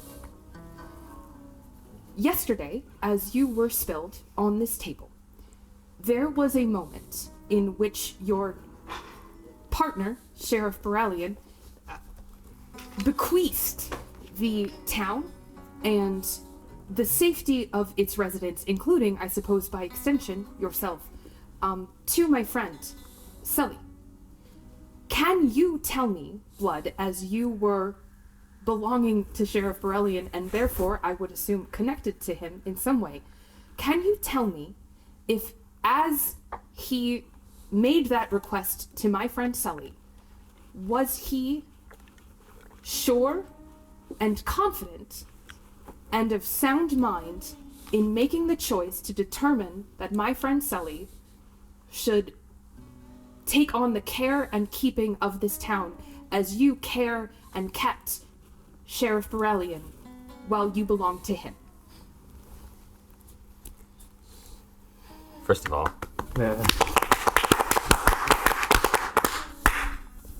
well, before I left his body,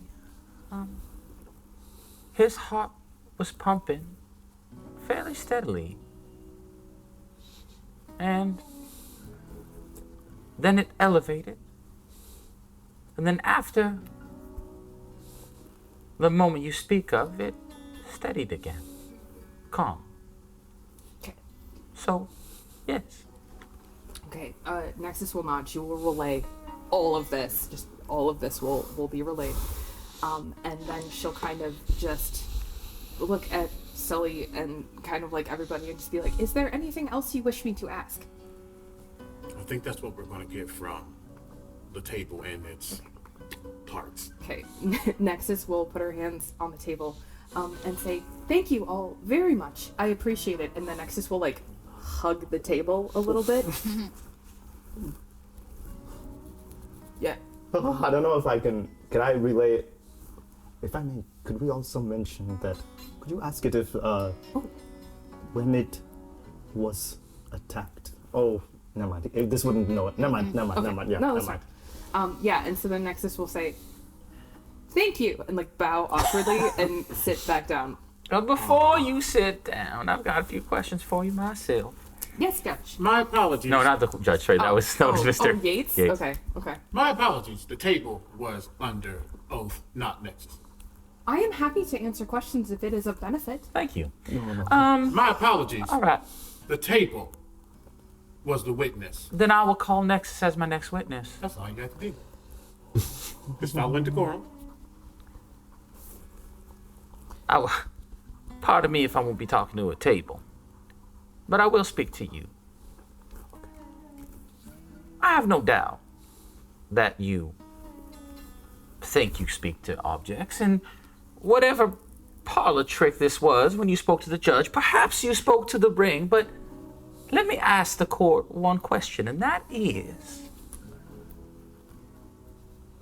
just as much as you state or suggested that Leroy was in my pocket or some sort just because I give him a place to provide business, how are we supposed to trust someone you came to town with yesterday who is also a close friend of yours and you all do business together? Objection, this is not a question for the witness. I'm just asking the court. I'm just making a statement. You had your time. And so what I ask is, can you prove to us that what the table and the blood on the table just said is what you revealed to us? Because I don't doubt that you hear it, but we have no proof that you have actually stated the truth of what this object said.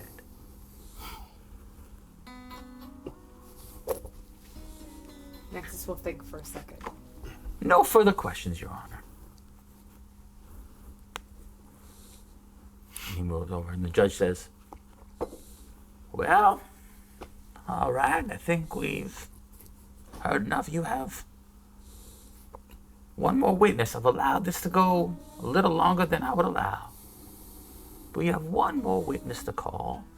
At that moment, the door opens. Yes. And in hobbles Sheriff Brilliant. They're going to get him. Wheeler was going to go try to get his body and drag him in here. Yeah, that's great. Okay, perfect. I'm gonna mosey over and just give him a big invasive whiff.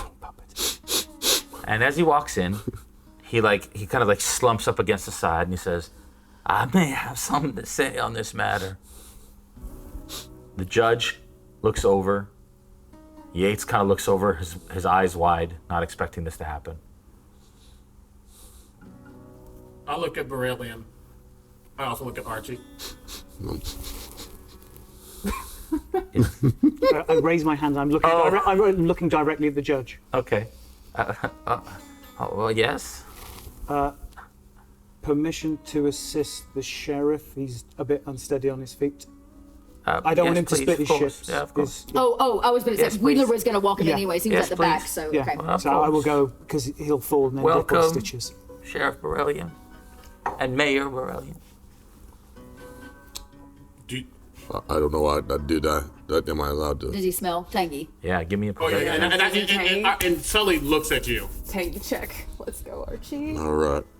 Knowing that people know how to change bodies and stuff.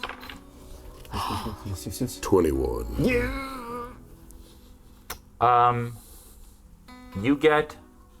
He definitely has a faint smell of beryllium. Of beryllium. Yeah. You've smelled beryllium before. Yeah. And he smells faintly of beryllium. Faintly of bro. But not tangy? There's no tangy. Okay. Smells kind of like him.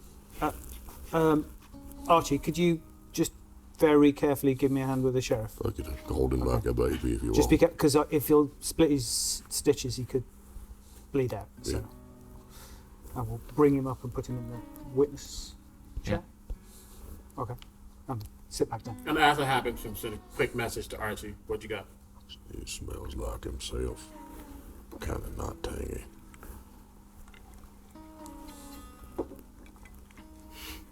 Well, this is probably the best we're going to get.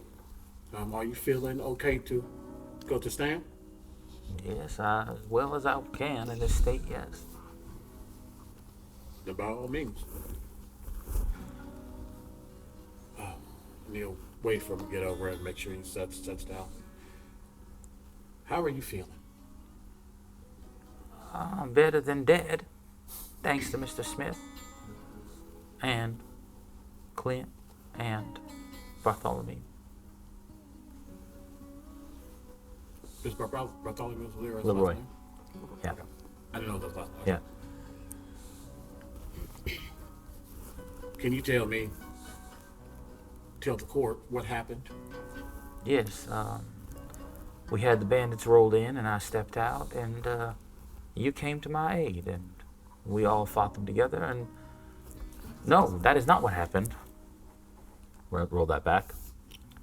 There was a bit of a tussle outside, potentially, and it was averted by us saying that we were going to have a conversation. And we went inside, and I stood with the bandit leader, and we were having a conversation until I heard gunshots. At which point he shot me 3 times before I could draw. I blacked out. Next thing I remember, I was on a table. Do you remember what the bandit looked like? I do. Can you describe it for the Yes, he was a human, covered face, unfortunately. He was like a black and white bandana. He had a hat on. He had 2 6-shooters on his side. Oh, that's exactly what we remember. Okay. When you were on the operating table, there was something you told me. Could you please tell the court what that was?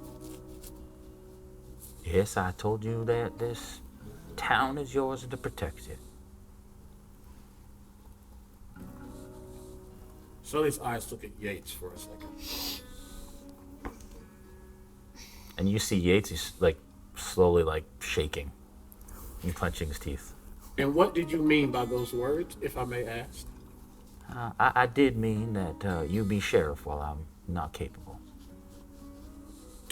Did you also mean mayorship until you were stable as well, or no? I did not. No. But I am still conscious, and so you and I can manage this together. You can be my feet on the ground and my sheriff. And I hereby appoint Sullivan as my sheriff for the time being until I can get back on my feet. And I will continue my mayoral duties from my home. And you feel that you are safe and sound of heart and of mind to do so? Yes, but of course. At this point, Yates stands up and says, "That is enough here. This town has done this enough. It is time that there's a reckoning." All of a sudden, the ground begins to shake. Oh, hell no. The first person to sense any sort of change in smell is you. As that smell from Yates begins to grow and grow and grow, and you watch as Yates' face begins to transform from a human face to a gaunt, bluish-skinned facade. Drawn in the cheeks, his eyes and pupils turn bright red, and the ground starts to shake, and there is a crescendo of sound as people start to scream. At that point, without any sort of notice, Sheriff Borellian stands up and goes and puts his guns out and points them in the direction. I would like you all to roll initiative. Oh my goodness. Come on. Shard, ideally, please. Oh, yes. And I'm gonna add Brilliant. Is there anybody else I need to add to this order for you in initiative? Brilliant.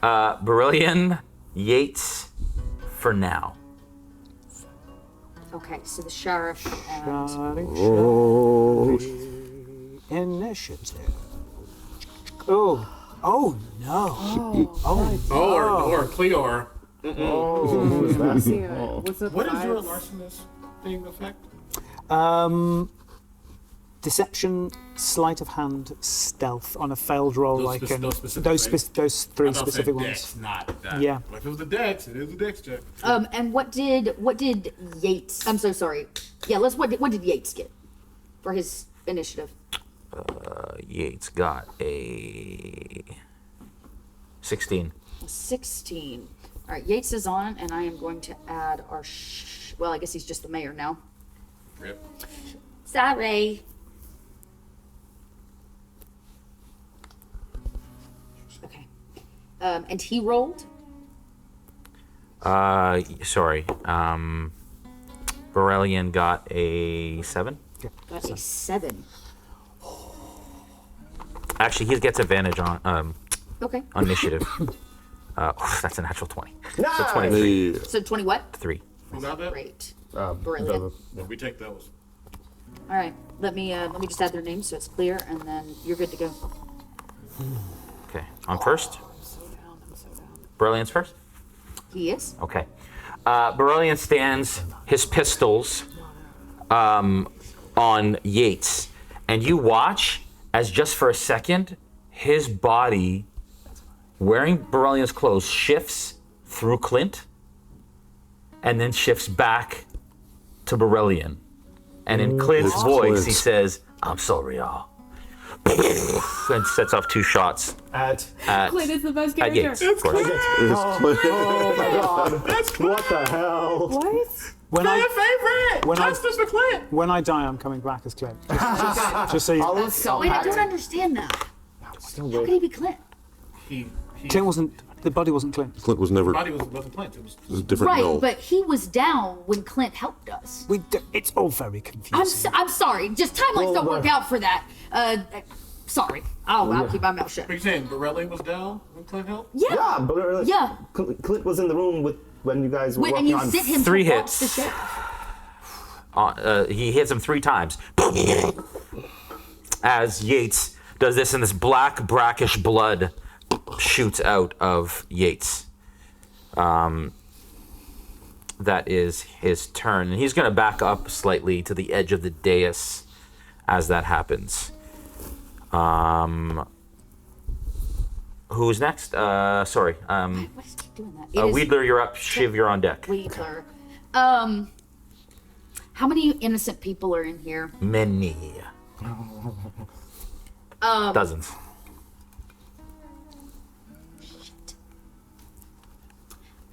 The doors are not open. The doors are not open. All right. Wedler's been at the back picking his toenails and his teeth, and like court's boring to him. So he takes a foot for his movement and kicks the door open. Yeah. And yells, "Get out!"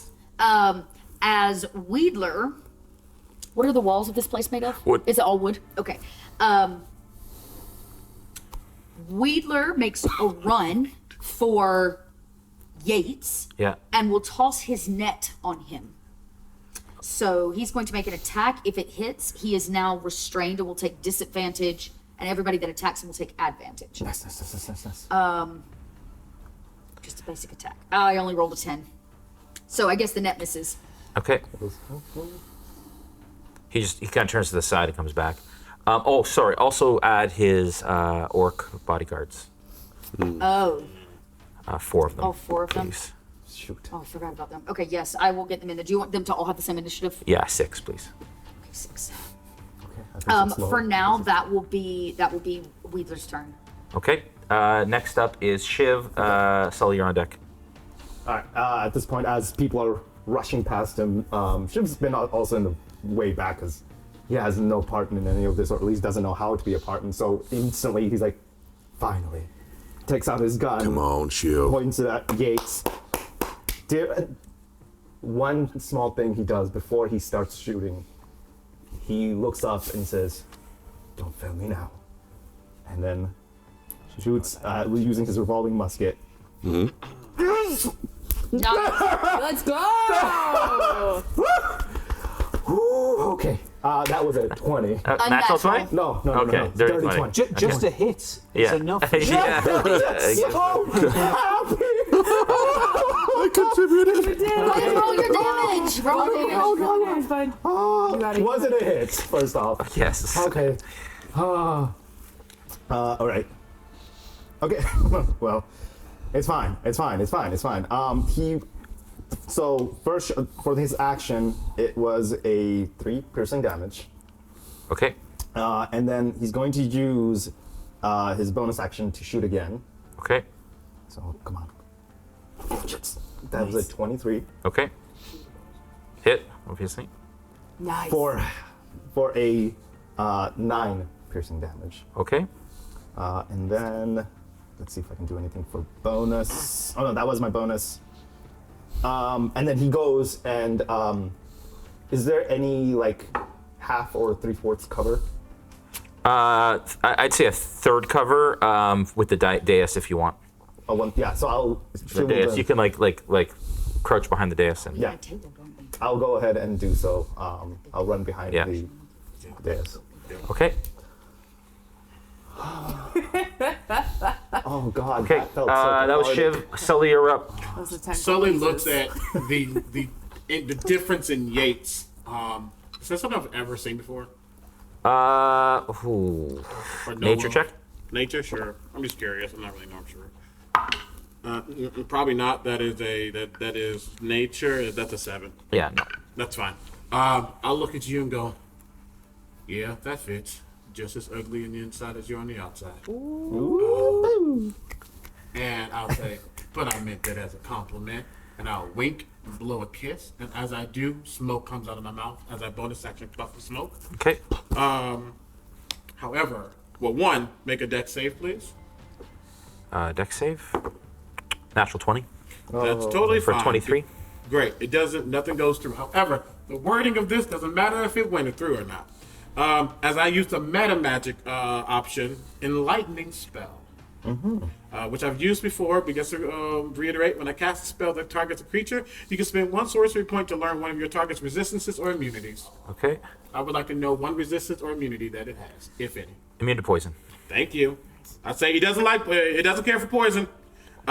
Scream that out loud, and as I do, you see, I say, you might not you might not care much about poison, but you'll care much about me. And I'll begin to rise off the ground as my body completely goes smoke-like and incorporeal as I use my ghostly form as an action. Okay. That's my turn. Okay. And I like float up about 20 feet. Yeah. All right. Yates. Sorry. At the beginning of your turn, I forgot. Yeah. At the beginning of your turn, I'd like you to make a con save, please.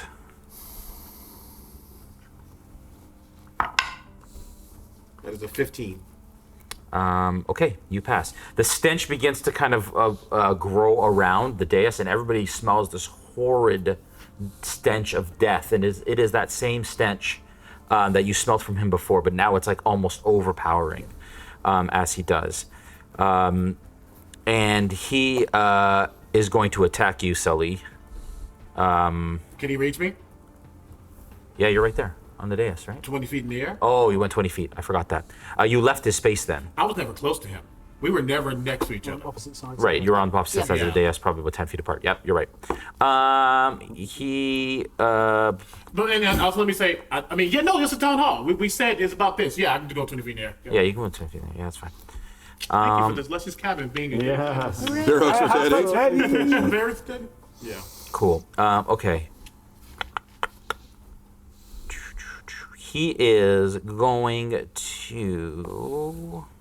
And sorry, just really quickly, was that, just so I know, whatever he did, would that have been something with a poisonous or disease effect? With poison, yeah. All right, I would have had Yeah, that's why I said that. Thank you.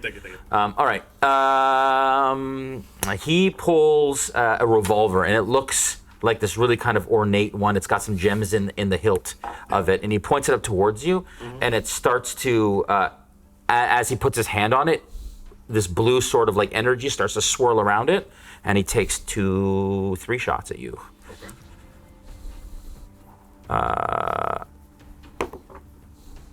That is, sorry, hang on one sec. 16? Nope. That's not going to be enough. 11. And another 16. None of those hit? Not at all. Okay. They all go wide as he shoots at you up in the air. What's going on now? Yates? Can't focus? He's going to back up towards his orc bodyguards to where they're standing at the bottom of the stairs of the dais. Yeah, stay right there. Archie, you're up. All right. I'm gonna look up at Sniff. Just a big old smile. And I just point at Yates. I smile at him and I look at my friend. I look back at Sniff.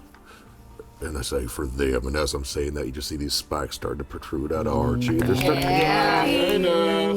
dripping a lot of blood as they express from his body. He begins galloping on all fours, and as every step he takes, the spikes get longer and longer and longer. And he jumps up in the air and he pulls two off his back, and as he snaps them out, he just roars in pain, and he attempts to stab him right. All right. Bring it. All right, first one. This is going to be his main attack. Yep. Nat 20. That is a hit. So full damage on the first one. Full damage on the first one. So Roll it's a just second. D6 for his bite. Okay, so 6. And then plus that one. So 7 plus 7.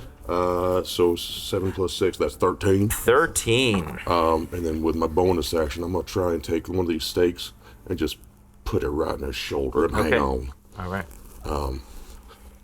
And that would be Nat 1. Can I make that reckless?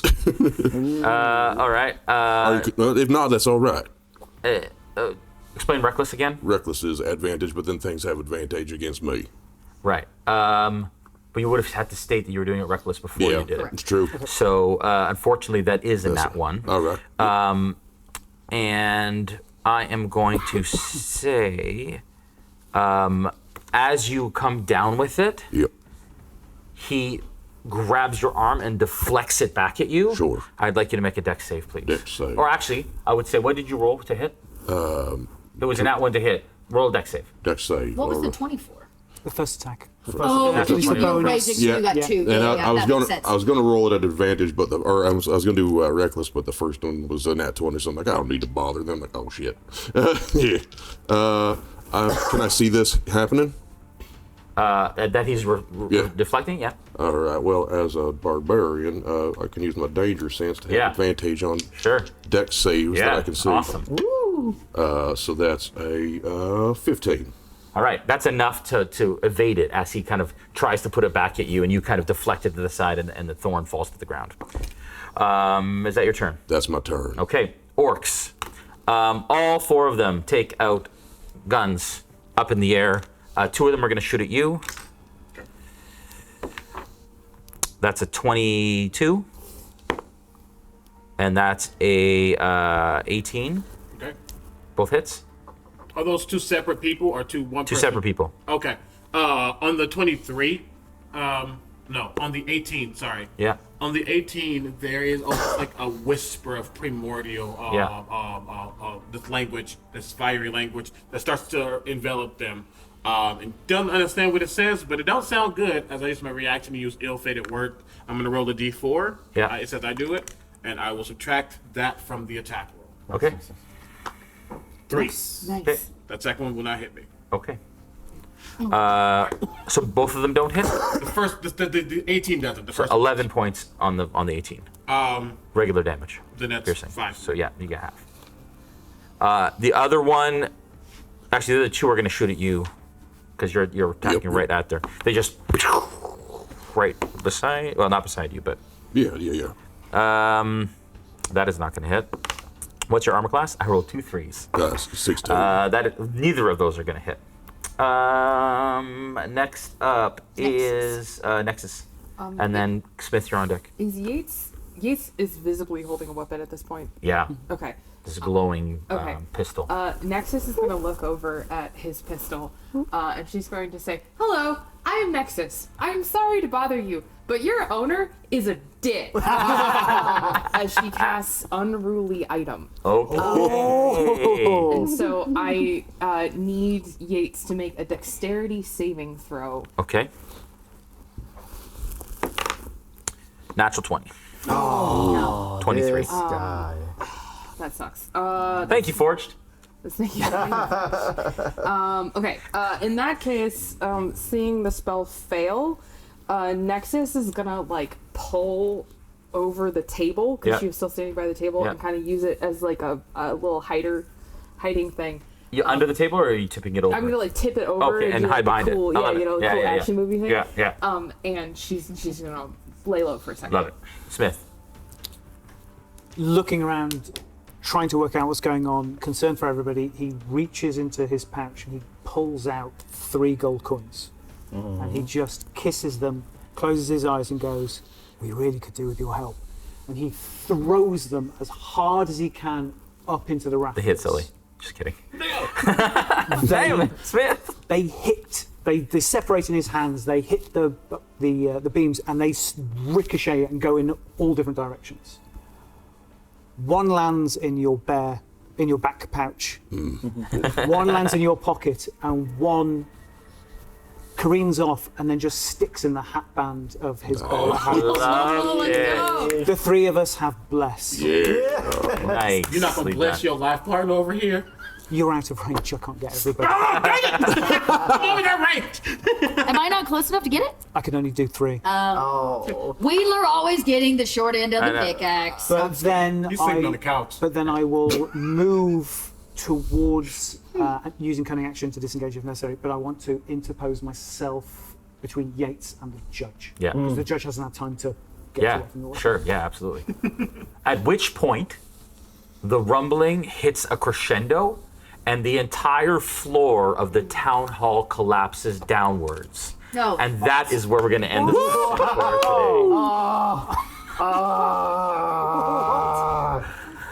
It hurt. It'll especially hurt when my bless goes away. It's gonna really hurt when I blow up his bank. Thank God for flying. Yeah. Now it's gonna blow up his bank. You wanna get in a fight? Bye bye bank. Chekhov's TNT. All right, thank you everyone for watching. Make sure that you follow the socials of course, Kobold Press, and the folks at the table. We haven't done that. All of their socials are in the descriptions. Make sure you check all these people out there. They're incredible, awesome people. And make sure that you subscribe and you share this as much as you can. Talk about it as much as you can, because if you want to see more of this, the support is greatly appreciated to get the word out so that we can do a season 2. Yeah. So, love you guys. We'll see you tonight if you're a patron for the after show, shootouts and shoutouts. And then on Sunday for the general public who are not patrons, but you're going to want to tune in for this one. All right, guys. Bye. Bye.